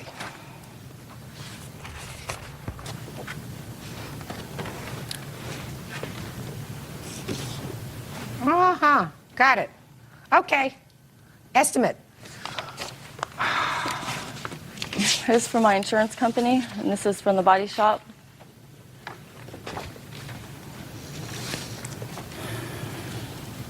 I had to pay $500, and they paid $315. So you had a $500 deductible? Yes. Okay. Go ahead. On April 21st, approximately like 4 o'clock in the evening. 4 o'clock is in the afternoon, last time I looked. Early afternoon, early evening. I was invited over to Carlos's house. I don't care. You were in Carlos's house. Okay. She comes over. And we were celebrating my birthday. I had nothing to do with, no relationship honestly, with Carlos. I walked into the kitchen, I heard a knock at the door, and that's when the plaintiff ended up hearing my voice. I said, someone is at your door. And then the plaintiff had knocked twice, this time even louder. And then after that, I was like, oh my God, who is that? He sat there and he told me, oh, that's my baby's mom. And I said, oh, great, I don't want any trouble. I didn't even bring my own vehicle. He went to my residence and he picked me up. I don't care about this. Just get to what's important, madam. You had words with her. She started screaming. There's no question in my mind that she opened up a big fresh mouth and called you a whole bunch of names when you came outside on the patio. She opened up a big fresh mouth and then she left. In a gated community, she entered the residence and then she got on her cell phone and she made numerous calls, which I had called authorities, and Carlos had asked her to leave. Okay, because she was pretty frightening. Yeah. She was pretty frightening. Right. So then my question to you, madam, is why the next day do you go to her house? That is not accurate. The whole scenario of the case is like, it was one day, which was on the 21st. The 22nd is when I got to there's a local gas station. There's another street coming eastbound. I don't care, just get to she it. ended up coming oncoming traffic with her 2 children in the vehicle, and she boxed my vehicle into the gasoline station. There was a truck. Shh. Hey, no, she's not. No, she's not. You got a miserable hot temper. Judge Judy continues in a moment. Real cases, real people. Judge Judy. Gwen Oglesby says her ex-boyfriend's friend, Dominique Magalonis, kicked her car. Dominique says Gwen attacked her. Go ahead. She boxed your car in. So she's even more frightening. And then she took off. No, she didn't, Your Honor. You took off. No. Somebody left. No, this is a... You're not still at the gas station. No, the whole thing is the reason why I ended up leaving is because I was rolling up in my lower truck and I was rolling up the window and I could see her coming out like this and they said, oh my God, there she is, which is my other witness. I had 3 witnesses that didn't even show up today because she's intimidating. Just a second. I don't care about you 3 witnesses who didn't show up today. Did she hit you? Yes, she did. She struck me from my driver's side window. Did you call? Hey, quiet. He was with me. Quiet. As a result of that, the gentleman on back of me in the other vehicle let me go. So you left? I ended up going down on this one street that directs from my house to her house. Perfect. And then I ended up calling a deputy that I know specifically in the area that we live in to ask him basically, what am I supposed to be doing with this? Why did you go to her house the next day? To go out there and let her know that I had just started working for a new office and I didn't want her going into my office and acting a fool like she did at the apartment. Just a second. So, she acts like a maniac 2 days in a row. Correct. With her children in the vehicle. 2 days in a row. Correct. The next day, you, with a couple of friends in your truck, go to her house to have a discussion with her? A reasonable discussion with her? No, ma'am. What did you go there for? She had occupants in the vehicle. She had 2 daughters. What did you go there for? To basically explain to her that I am So not you gonna went do it. there to have a reasonable, calm discussion with her? I conduct myself in a decent manner. What'd you kick her car for? You kicked her car. No, because the reason why, I admit that You I did did kick kick her car. Because, okay, if anybody caused any trauma to her 2 children, the daughters, she had a knife inside the front vehicle. Shh, I don't want to hear you. Okay, and about her saying that I had apparently called her these names, she was standing outside the vehicle. She ran inside the car. She had her hair down as it is now. She pulled it up in a ponytail and she said, you know what, it's one-on-one, B-I-T-C-H. That's exactly what you said to me, with your children inside the vehicle. Wonderful. She's not, listen to me. She's a hothead. She's got a hot temper.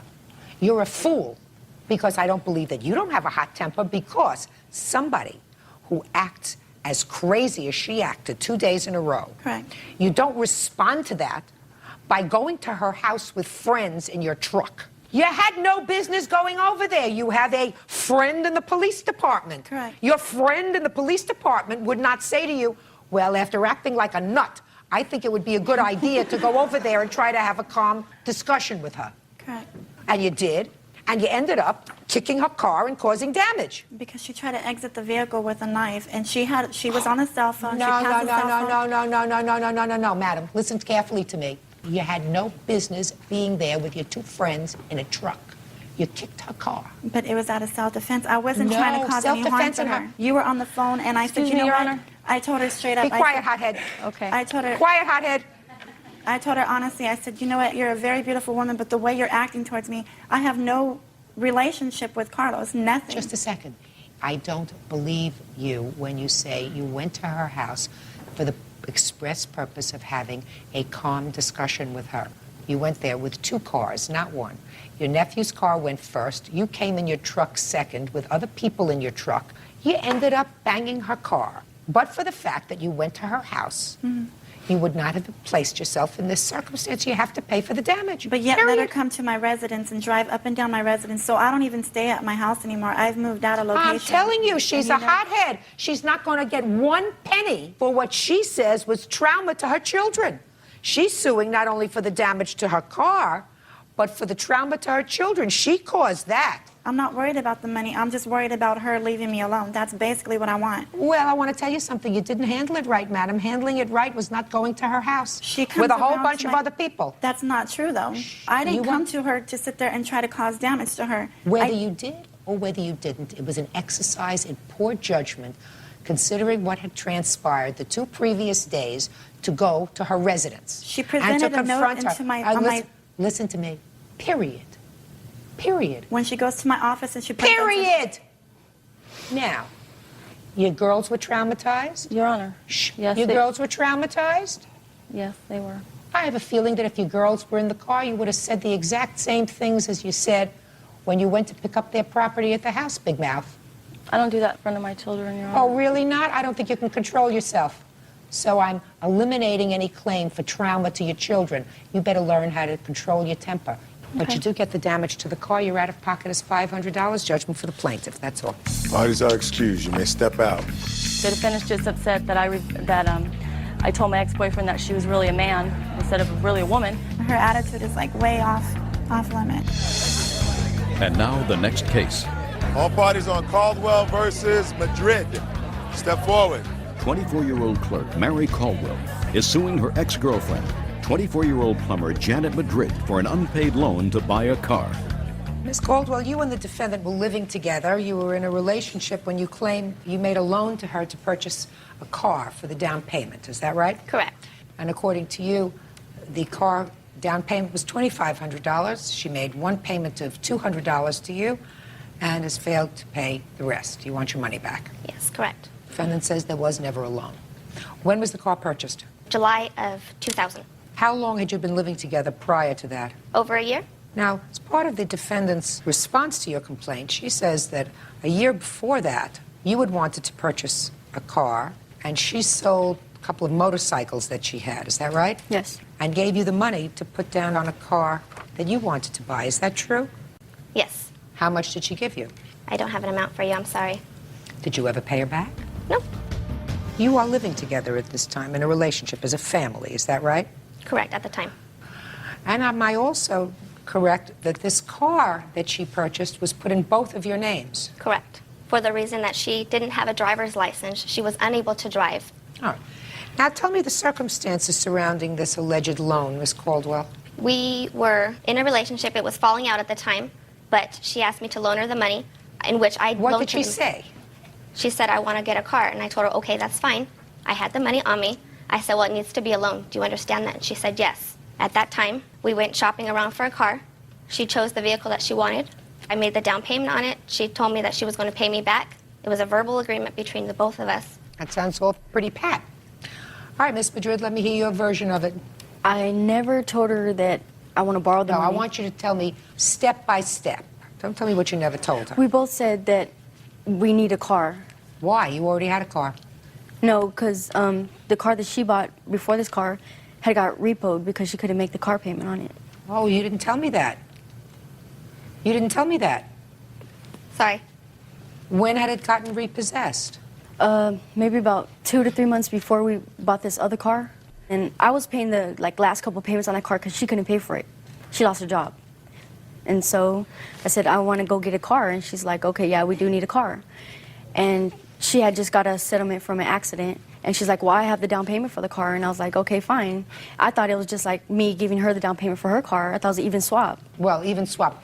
You said you gave her $800. This is $2,500. Yeah, well, our whole relationship, you know, she never paid bills. I paid all the bills. She never paid rent, nothing. I supported her. Your She Honor. didn't have a job. She didn't have a job. Anytime she needed money, okay, here, Mary, here's some money. So? So I took the loan out on the car to finance the rest of the car, and I've been paying on it ever since. You did? Mm-hmm. In February of 2001, you gave her $200. What was that for? It was probably for insurance or something. Your Honor, that is not true. Because insurance was in her name. Yes, the insurance was under my name because she didn't have a license. How was the insurance going to be under her name if she didn't have a license? I asked you a question. Yes. Do you work? Yes, I do. What kind of work do you do? I do clerical. Where? For whom? For a hospital. Which hospital? It's actually called Medical Group. How long have you been working there? About 5 months. Prior to that, where were you working? Prior to that, I was working at a temporary agency. So you weren't working regularly prior to that? Correct. Okay. Tell me about this alleged $200 payment. When she was kicking me out of the house, she told me that she wanted all my stuff out of the house. I said, okay, that's fine. I'm moving all my stuff out of the house. She What told day me was that? Maybe February, in the middle of February. So right around our supposedly anniversary is when it happened. Well, tell me about it. I asked her for money to give me some kind of repayment on the loan. She told me, okay, here's $200. She wrote me a check. You have a copy of that check? Mm-hmm. Can I see it?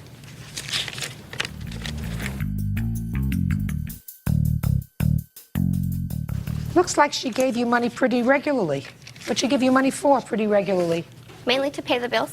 No, she's got things here for the gas company. Pacific Bell? Here's one for $100 to you. On the bottom it says Janet's stuff. What does that mean? I don't know. Mary Caldwell, that's you, another $100. Mary Caldwell, $160. What kind of work do you do? I'm a plumber. Work full-time? Yes. All right, Miss Caldwell, let me tell you what I think, madam. What I think is that the two of you were living in a relationship as a family. And when the year before you wanted to buy a car, she gave you some money. And when the following year she wanted to buy a car and you had some extra money, you said, I'll put down the down payment, you make the payments. Because you weren't working, you were working as a temp.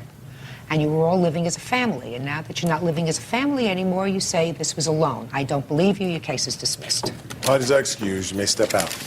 Yes, case number 246 on the calendar in the matter of Potters versus Wells. Parties have been sworn in, Judge. You may be seated. Sir, have a seat.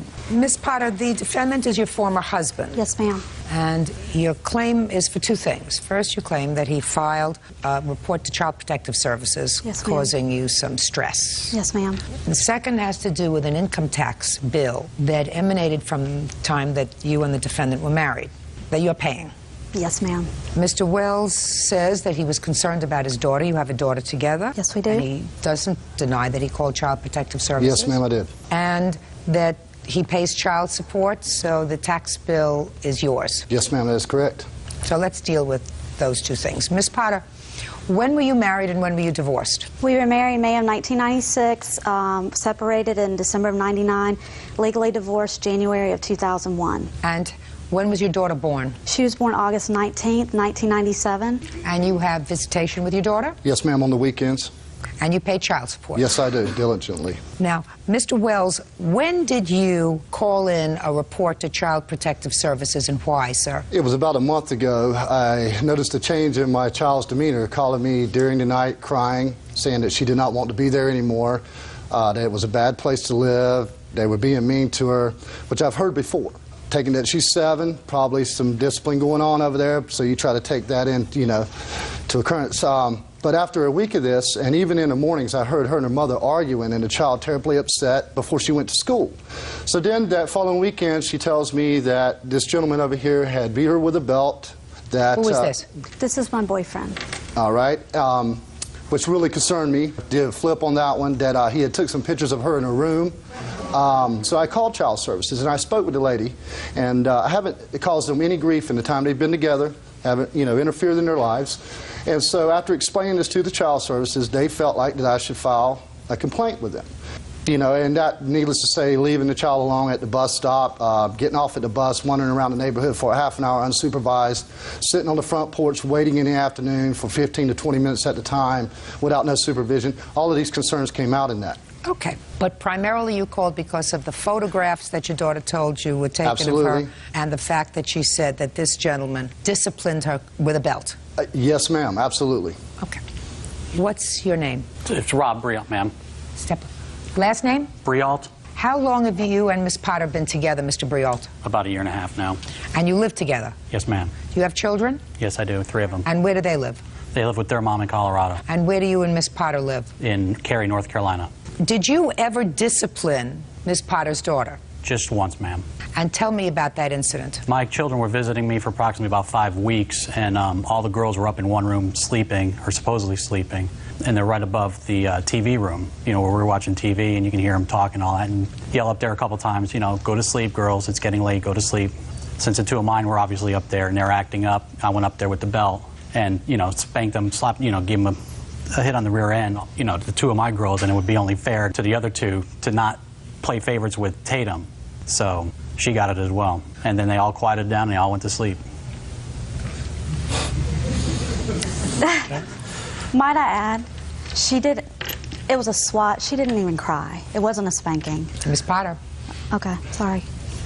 That's really not an issue that's before me. Okay. What's before me is your claim that he called Child Protective Services without a basis. So that's what I'm trying to get to. Okay. Then there's an issue of photographing your daughter. Mm-hmm.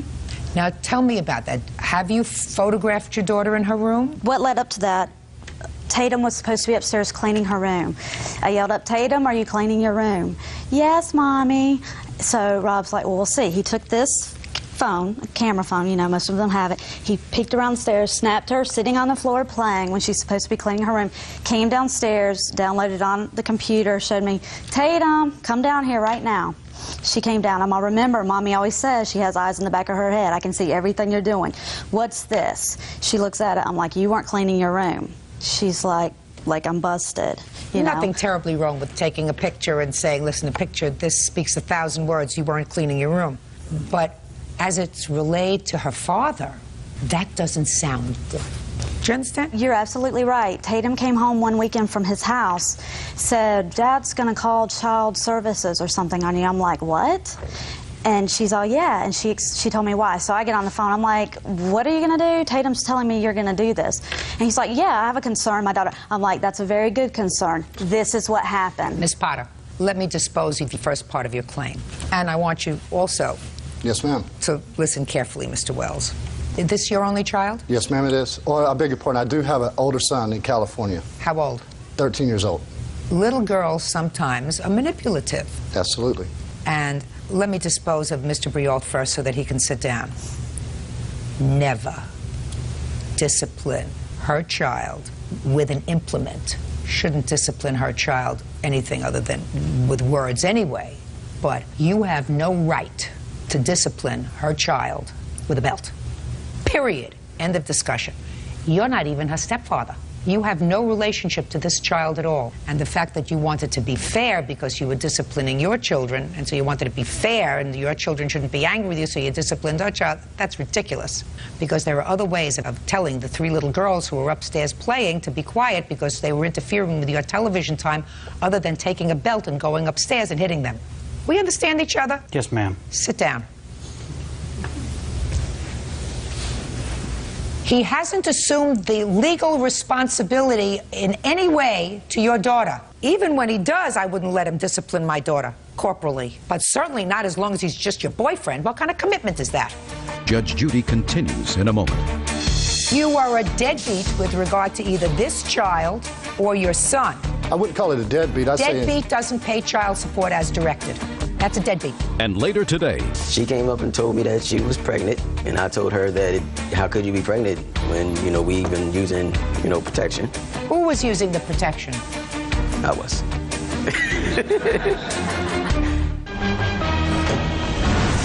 real cases, real people. Judge Judy. Angela Potter says ex-husband Michael Wells maliciously filed false charges with Child Protective Services. Angela also says Michael owes for back taxes. So when his daughter complained to him that she was hit with a belt, that was true. And as a non-custodial parent, because he has visitation, and he's concerned that A, some stranger in the house is hitting my child with a belt, and the mother isn't doing anything about it, and the same stranger is taking pictures of her in her bedroom, because that's the way it's presented. Right. He has a legitimate complaint. And I do not find that he maliciously called Child Protective Services, because you've been separated since 1999. This is 5 years later. Is this the first time he's called Child Protective Services? Yes, ma'am. And he had a reason to do it. But... And I don't care whether you explained it to him or not. You can't explain to him satisfactorily that this man took a belt to your daughter. There's no satisfactory explanation for that. Okay. Now let's get to number 2. Let's get to the tax returns. Can I see the tax bill that you got with regard to the taxes owed? Well, here's the whole statement from 1998. It's just a retaliation suit, ma'am, is all. She threatened, as soon as Child Protection Services was contacted her, she called up. Mr. Wells. Yes, ma'am. Listen to me very carefully, my friend. Yes, ma'am. Was the first part of my judgment fair to you? Yes, ma'am. So you think I'm a fair lady? Yes, I do.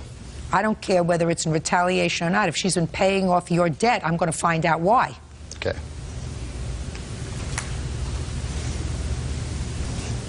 Well, this says, sir, at the time when you were still married and still together, there was a deficiency in your tax returns of almost $9,000.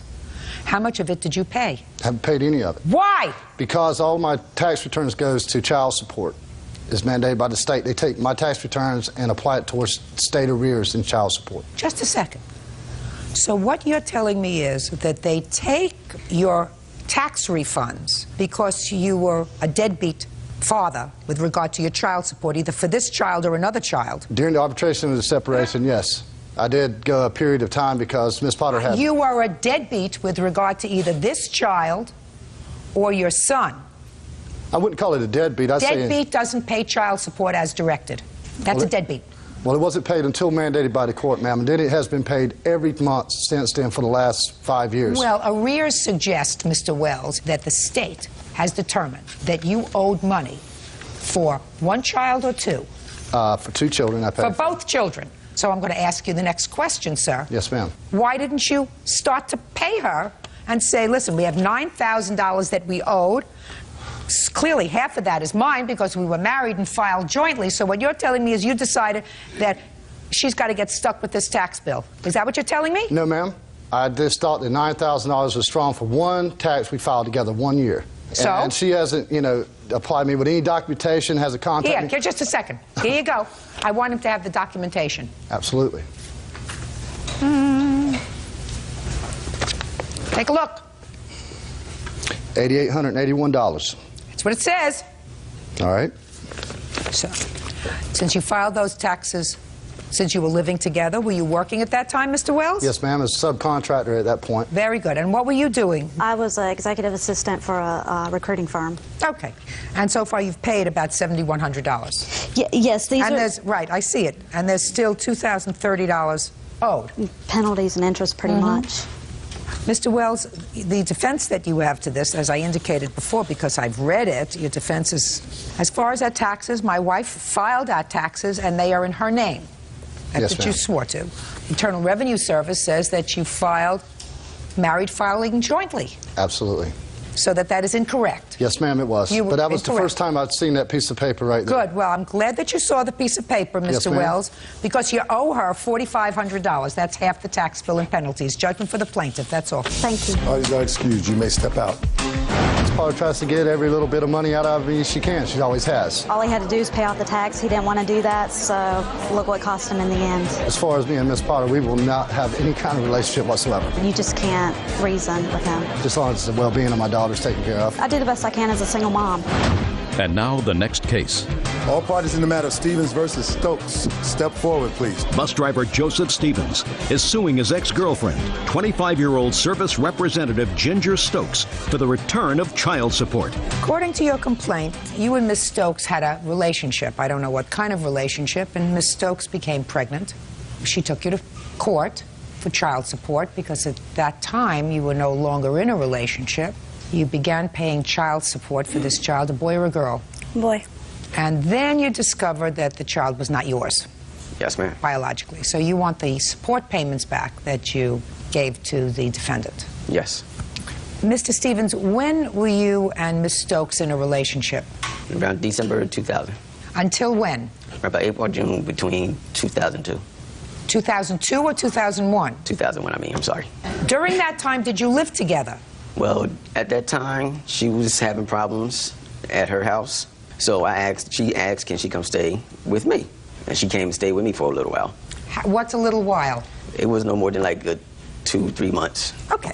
When did she tell you she was pregnant? She told me she was pregnant around about April. What did she tell you? She came up and told me that she was pregnant, and I told her that, you know, how could you be pregnant when, you know, we've been using, you know, protection. And then...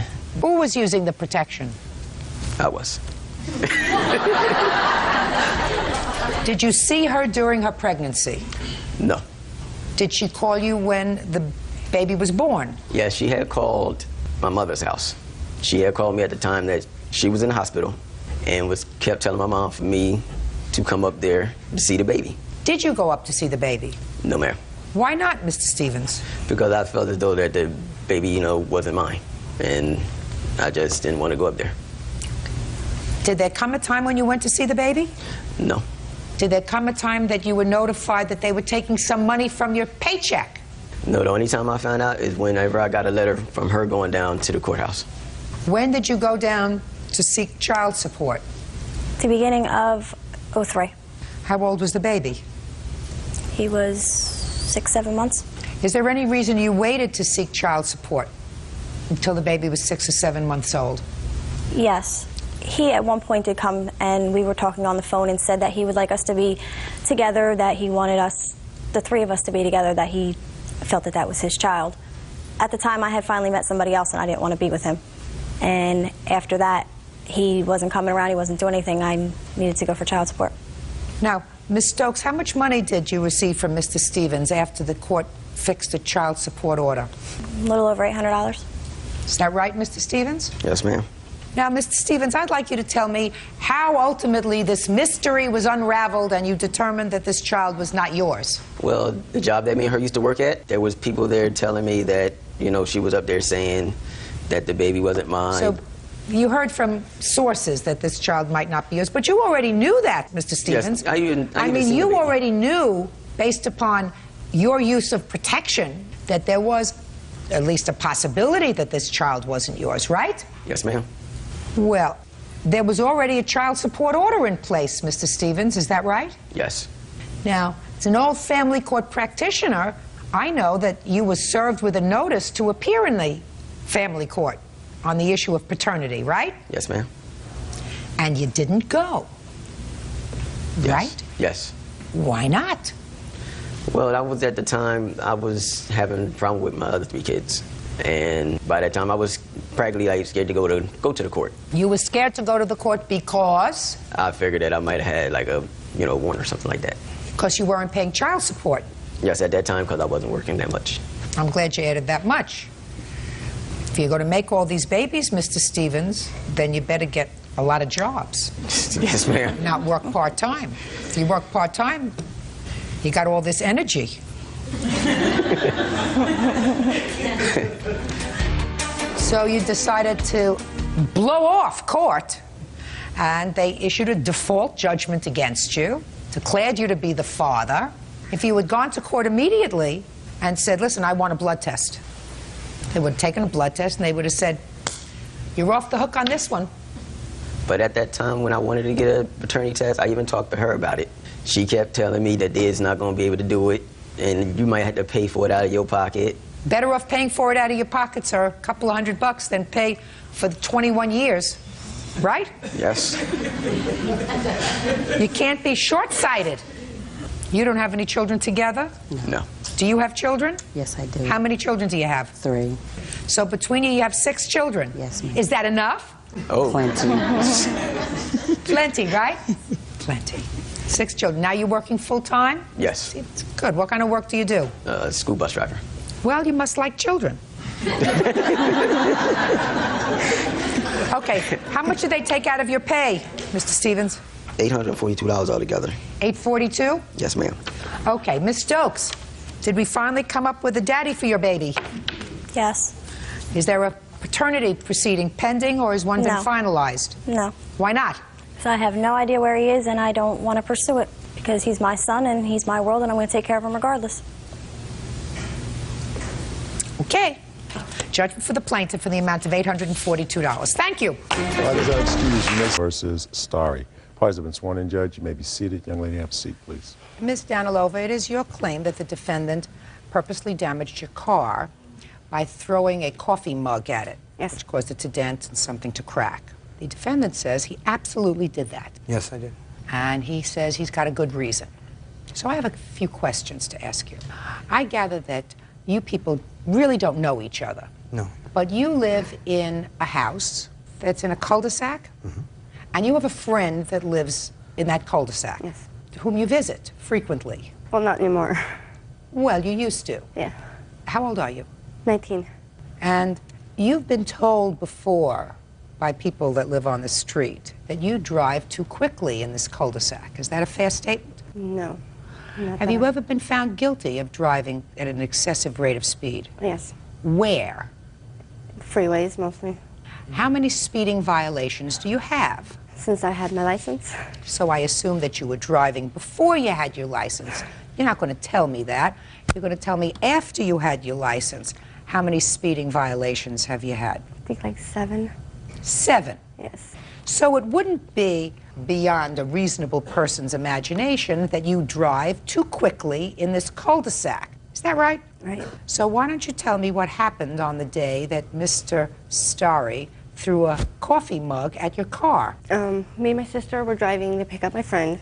As we were driving by Mr. Starry and his friends, I don't know, my windows were up, so all I heard was just a bunch of yelling, and I saw a bunch of people outside on the sidewalks in the street. So that there were people out there.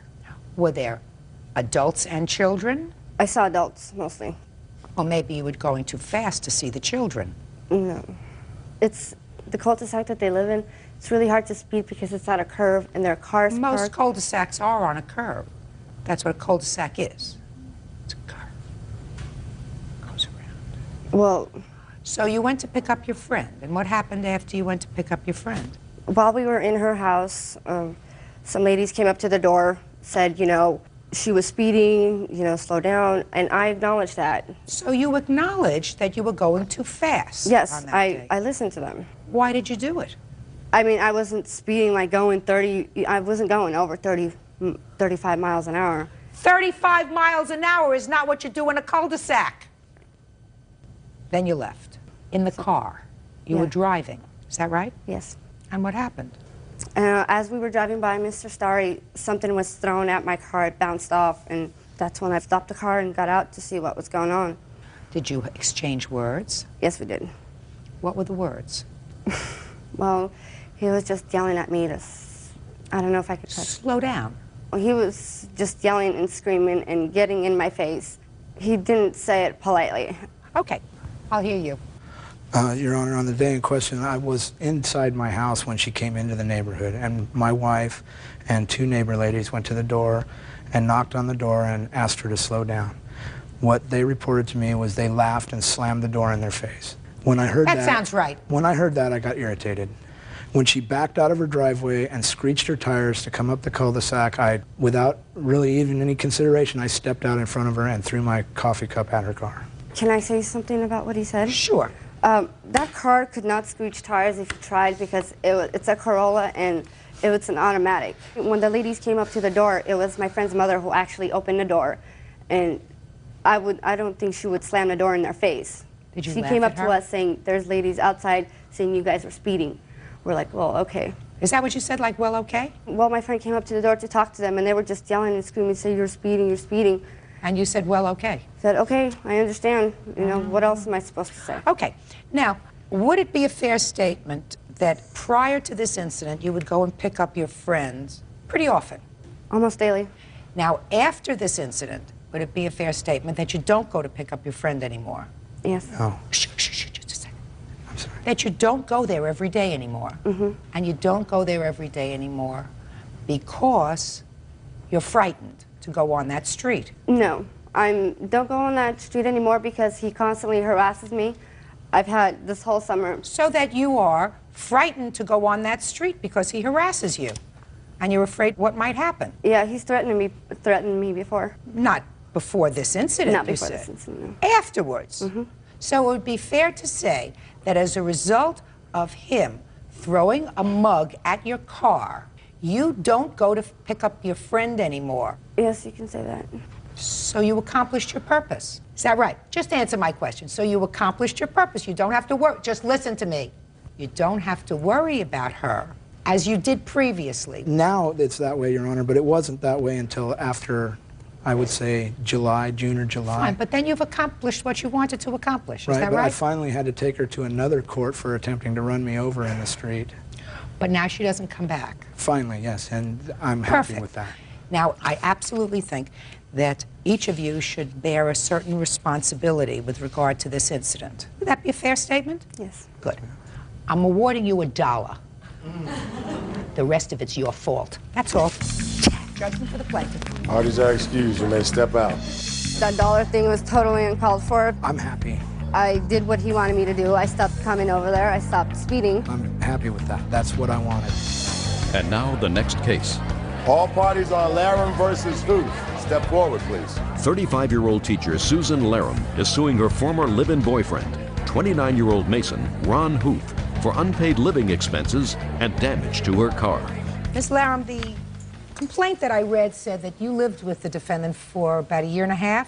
He lived with me. He lived with you. And that you no longer live together. The breakup was acrimonious, and he owes you for a variety of things. He owes you for rent. He owes you for damage he did to your car at one point. And he owes you for smashing up some work that was done in your backyard. Yes. When did you start living together? In June of 2000. And what was the rent arrangement? At that time, he was supposed to help me out with the bills, and he didn't do that, so after some arguing, I had him put it down in writing. That sounds romantic. Can I see that, please? Real cases, real people. Judge Judy. Susan Laram is suing former live-in boyfriend Ron Huth for unpaid living expenses and for damaging her truck in a fit of rage. Ron says Susan tried to make off with his children's car seats. Well, this is dated May of this year. Yes. When did you move out? I moved out a week after that note was written. Okay, so this writing is meaningless. You were fighting at the time. I want to know what your arrangement was from the time he moved in until May of 2001, because that's when he moved out. Right. Did he contribute any money to the house? No, he did not. According to you, Mr. Huth, you gave her your paychecks. Every paycheck that I made from the time that I started living with Sue, and to make sure the record is clear, I only lived with Sue for 5 months before we got into our first argument, which you would say, where we had our first breaking up. I moved out on November 29th of 2000. All right, that was my birthday. There was an incident that happened that All right, night. we'll get to that incident because that has to do with car damage that she's claiming. Okay, Okay, let's get to the fact that you say you turned over all your paychecks to her during the 5 months that you actually lived together. Is that accurate, Miss Laron? It was, but then he also took all the money back out of my account. Well, how did he take the money back out of your account? He had my check card, and that was how he deposited his check, but then he also, in turn, took out all the cash. Well, if he's putting his entire paycheck into the bank, just pay careful attention. He's putting what he earns into the bank. So he has to clearly take out some money for himself to live on, to go to work, to do whatever he has to do, to buy clothes, etc. Now, if you're telling me that he's using your checking account as merely a way of getting his own money back and he wasn't contributing anything to the house, that's a different story, because that would be sort of like using your bank as a check cashing service. But if the two of you are using your checking accounts and you can't manage your bills, and that's what you were fighting about, you can't come to court later. Do you understand? Yes. Now, do you have any such record from the bank indicating that he was using your checking account as just check cashing? Not with me. Well, this is the place to have it. So that deals with the issue of rent. Now let's get to this car issue. You say in October of 2000 he purposely damaged your car. Yes. Tell me about that. We were in a fight over the phone bill because the phone was shut off because the phone bill was not paid. And I was going over to my girlfriend's house to get away from him because we were arguing. He jumped on the hood of my car, and as I drove by trying to get him off of my car, he jumped off and smashed the mirror. Now, what's your version of that event? Well, ma'am, it isn't in October because it happened on my birthday. I came home late from work that evening. I had planned to do something with Sue. Prior to that night, though, she had told me that her and her daughter were going to go over to a friend's house and spend the evening. You had been fighting, I assume, over money. Actually, no, the fighting was not actually about money. What I was more angry about was she burned my birthday dinner. She burned my birthday cake. I mean, she burned it on purpose. Well, she was so busy, what I think, and I'm not sure, but I think she was so into the fact that she was getting ready for her evening that she forgot about it. So she burned your birthday dinner. Right. I came home, and she told me that she was just going over to a friend's house the night before to have some drinks, which turned into, I'm going to a wine tasting party. This is my birthday, November 29th. Should have been, just a minute, should have been a clue. Should have been a clue, you're right. You're right, Your Honor. So what happened? Well, she was leaving. We actually got into a very big argument. My children were actually there. I then told Sue when she was going out to her vehicle that I needed my car seats because I knew that there was going to be an altercation when she got back from the store for making a car phone seat call. for the children? They were in the back of her Blazer. I then followed her in the garage. She got into her vehicle. She locked the door and turned the radio up so I couldn't speak. I walked around behind the vehicle. I stood there, and I did not move. I told her I was not getting out of the way till I had my car seats. She began to back over me. I moved out of the way. I followed her down the driveway, and then I stood in front of her vehicle, and I said, all I want are my children's seats so I can take them back to their mothers. That's it. You know what? That was the end. She would have stopped the vehicle, got out, and gave me them. It would have been over. Okay. All right? I then proceeded. She started to move. I jumped up on the hood, and I laid on it. Very wrong for me to do. Put myself in very much danger. She began to accelerate down the road with me on the hood of the car, okay? I slid off the side on the driver's side. When I hit the ground, she gunned it, and you know what? I can't just say what exactly happened. I know that the mirror was damaged. It was ripped off the vehicle. I was hit here in the shoulder. She drove around the corner, got out of her vehicle, and yelled every obscenity that you can imagine at me because her mirror was busted. Did you get the car seats back? No, never did. She took off. That is not true. He seems pretty clear. He acknowledges the fact that he jumped on the hood of your car and that the mirror was broken. So, the incident in question happened October 7th, which is a Saturday. And as far as his birthday dinner, it was not burned. But my question to you about this car incident was that this happened in either October or November of 2000, and he left, but then he came back. Right. He did not leave until December. Fine. Now, when he came back, did you talk about the car? Yes. I asked him when he was going to repair it, and he got some glue and tried to glue it twice, and it didn't work.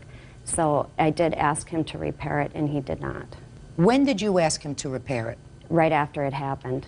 You lived together in January, is that right? Yes. Did he fix the car in January? No. What about February? Did he fix the car? No.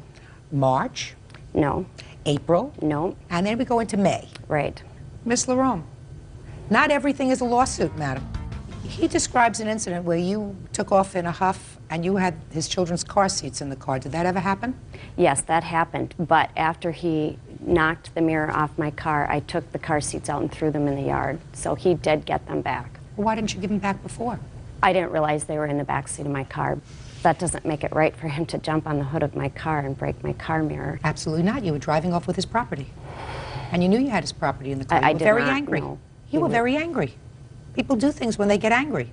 And if you had said, well, I may have been angry, but you had no right to put yourself on the hood of my car, even though I was taking off the property that belongs to you. Right. I was only going up to the store to use the Who phone. knows? Who cares? He wanted the children's car seats. Right. He'd had a fight in front of the children. He wanted to take the children home. It's all a fight. Not everything involves a lawsuit. You behaved badly. He behaved badly. And when you took the car seats out and threw them on the lawn, that also was not the right thing to do. You're Right? You're right. Okay. So take care of it like grown-ups. Now let's get to the backyard. You say that you had a major argument in May of this year and that he destroyed the backyard. His defense is that he built the backyard so he could destroy the backyard. Is that your defense? So let's hear about the backyard. As part of a present to me, he built brick planters in my backyard around the deck. I have photos if you'd like to see. And because of the argument that we had that day in June, he destroyed all of it. I did that, Your Honor. I did. All right. Did you, in fact, build this brick planter box for her? Gotcha. Or you were in the process of building it? It doesn't look like it's completed. It wasn't complete yet, but almost. As a gift? Your Honor, yeah, it was a gift. It was also the part of like the deck that I built. It was all something to work out for flowers and stuff. Okay. A lot of the other stuff that I do have a list of things in the course of the time that we were together that I did build in this house. Can I see it, please? And around the yard. And I never asked for 1 penny for any of this when I left. And this is my own hard-earned work, myself, my labor of bringing these materials home from work for this lady. And it was because I enjoyed her and loved her very much. And that's why I did that. Let me ask you a question. Did he build a playhouse in a shed? I have a photo of that too, and it is not a playhouse or a shed. It is a big monster that is in my yard. Did you tell him to take it out? Did you tell him to stop building it when he was building it? No, he just quit building it. So I have that in my yard. Okay. Did he build a doghouse? He put a roof over the top of the doghouse. He said he built a doghouse, and then he put a roof on the dog kennel. Right, for his dog. Did he build a deck? Yes, that's in That's the whole picture. back deck? Right. Didn't break the deck? No. What about a brick fire pit? Did he build that? Yes. I see that you did work around the house, and you were building things around the house, and you do have a deck, correct? Yes. You had no right out of anger, sir, I know. to smash the work that you did. You're right, I did. And so what this involves is cleaning this up. Right. How much do you estimate it's going to cost to clean up the bricks? I talked to his former employer, and he said to clean it up and replace it would be $3,000. No way. He made a mess. He got angry and he made a mess, and he should pay for that. Your Honor. Yes. While I was wrecking it, the officer came into the yard. He asked me what I was doing, and I said I was wrecking something that I spent a lot of good time building for this lady. And you know what? Out of anger, yes, I destroyed it because I was very hurt with the way things were going. Well, is it still this All right. way? I told Yes, the it officer I will come back at any time to clean this mess up. I said, but she is not going to have this in her yard. He said, okay, you come back. She made it very clear that she did not want me to come back and clean it up. Because she was angry that you were angry and that you, Yes, I you lost your understand that. temper, and she doesn't want to deal with that anymore. But at most, if you get somebody to come in, it'll cost you $50 to have somebody Yeah, come in you- and take all this brick away. They may even do it for nothing, just for the bricks, if you let them take the bricks away. Anything else? Good. Judgment for the plaintiff in the amount of $50. That's all. Parties are excused. You may step out. Trên tay mình đang cầm đấy là sản phẩm lăn khử mùi. X-Acid là một sản phẩm đặc trị cho cái cung nách trong cánh tay, giúp lại bỏ 100% cái mùi hôi và ngăn ngừa cái lượng mồ hôi từ 75% cái lượng mồ hôi tiết ra trong cái lần đầu tiên mà chúng ta sử dụng. Và đối với dòng khử mùi X-Acid thì dành cho có hai loại, đó là dành cho da thương và dành cho da nhạy cảm, là một cái dòng sản phẩm khử mùi cực kỳ là nổi tiếng của thương hiệu X-Acid, được xuất xứ từ nước Pháp. Và đối với sản phẩm thì nó sẽ điều trị các cái vấn đề của mùi cơ thể, và đặc biệt là đối với dòng lăn khử mùi X-Acid này thì sẽ phù hợp với tất cả các loại da, với công thức sản phẩm đặc biệt là không màu, không mùi, không bịt dính, không gây cái tình trạng là bị ổ vào và thâm nách, và được mệnh danh là sản phẩm ngăn tiết cái mùi mồ hôi hàng đầu tại đất nước Pháp. Thì với lăn khử mùi X-Acid được tìm kiếm nhiều nhất về các cái dòng sản phẩm như là khử mùi, là một cái dòng lăn khử mùi đầu tiên được khuyến dùng rộng rãi bởi các bác sĩ da liễu. Và đặc biệt đối với dòng lăn khử mùi X-Acid thì sẽ có là lăn khử mùi cho da nhạy cảm, cho da thường, và tất cả các loại da đều sử dụng được. Nó hoàn toàn là thuyết phục bởi người sử dụng, bởi cái hiệu quả mang lại của nó thì rất là tuyệt vời, mang đến cái khả năng khử mùi vượt trội. Thì đối với sản phẩm lăn khử mùi X-Acid thì nó sẽ không gây cái tình trạng tích tụ da, và đặc biệt là không để lại vết ổ vào trên quần áo khi mà chúng ta sử dụng.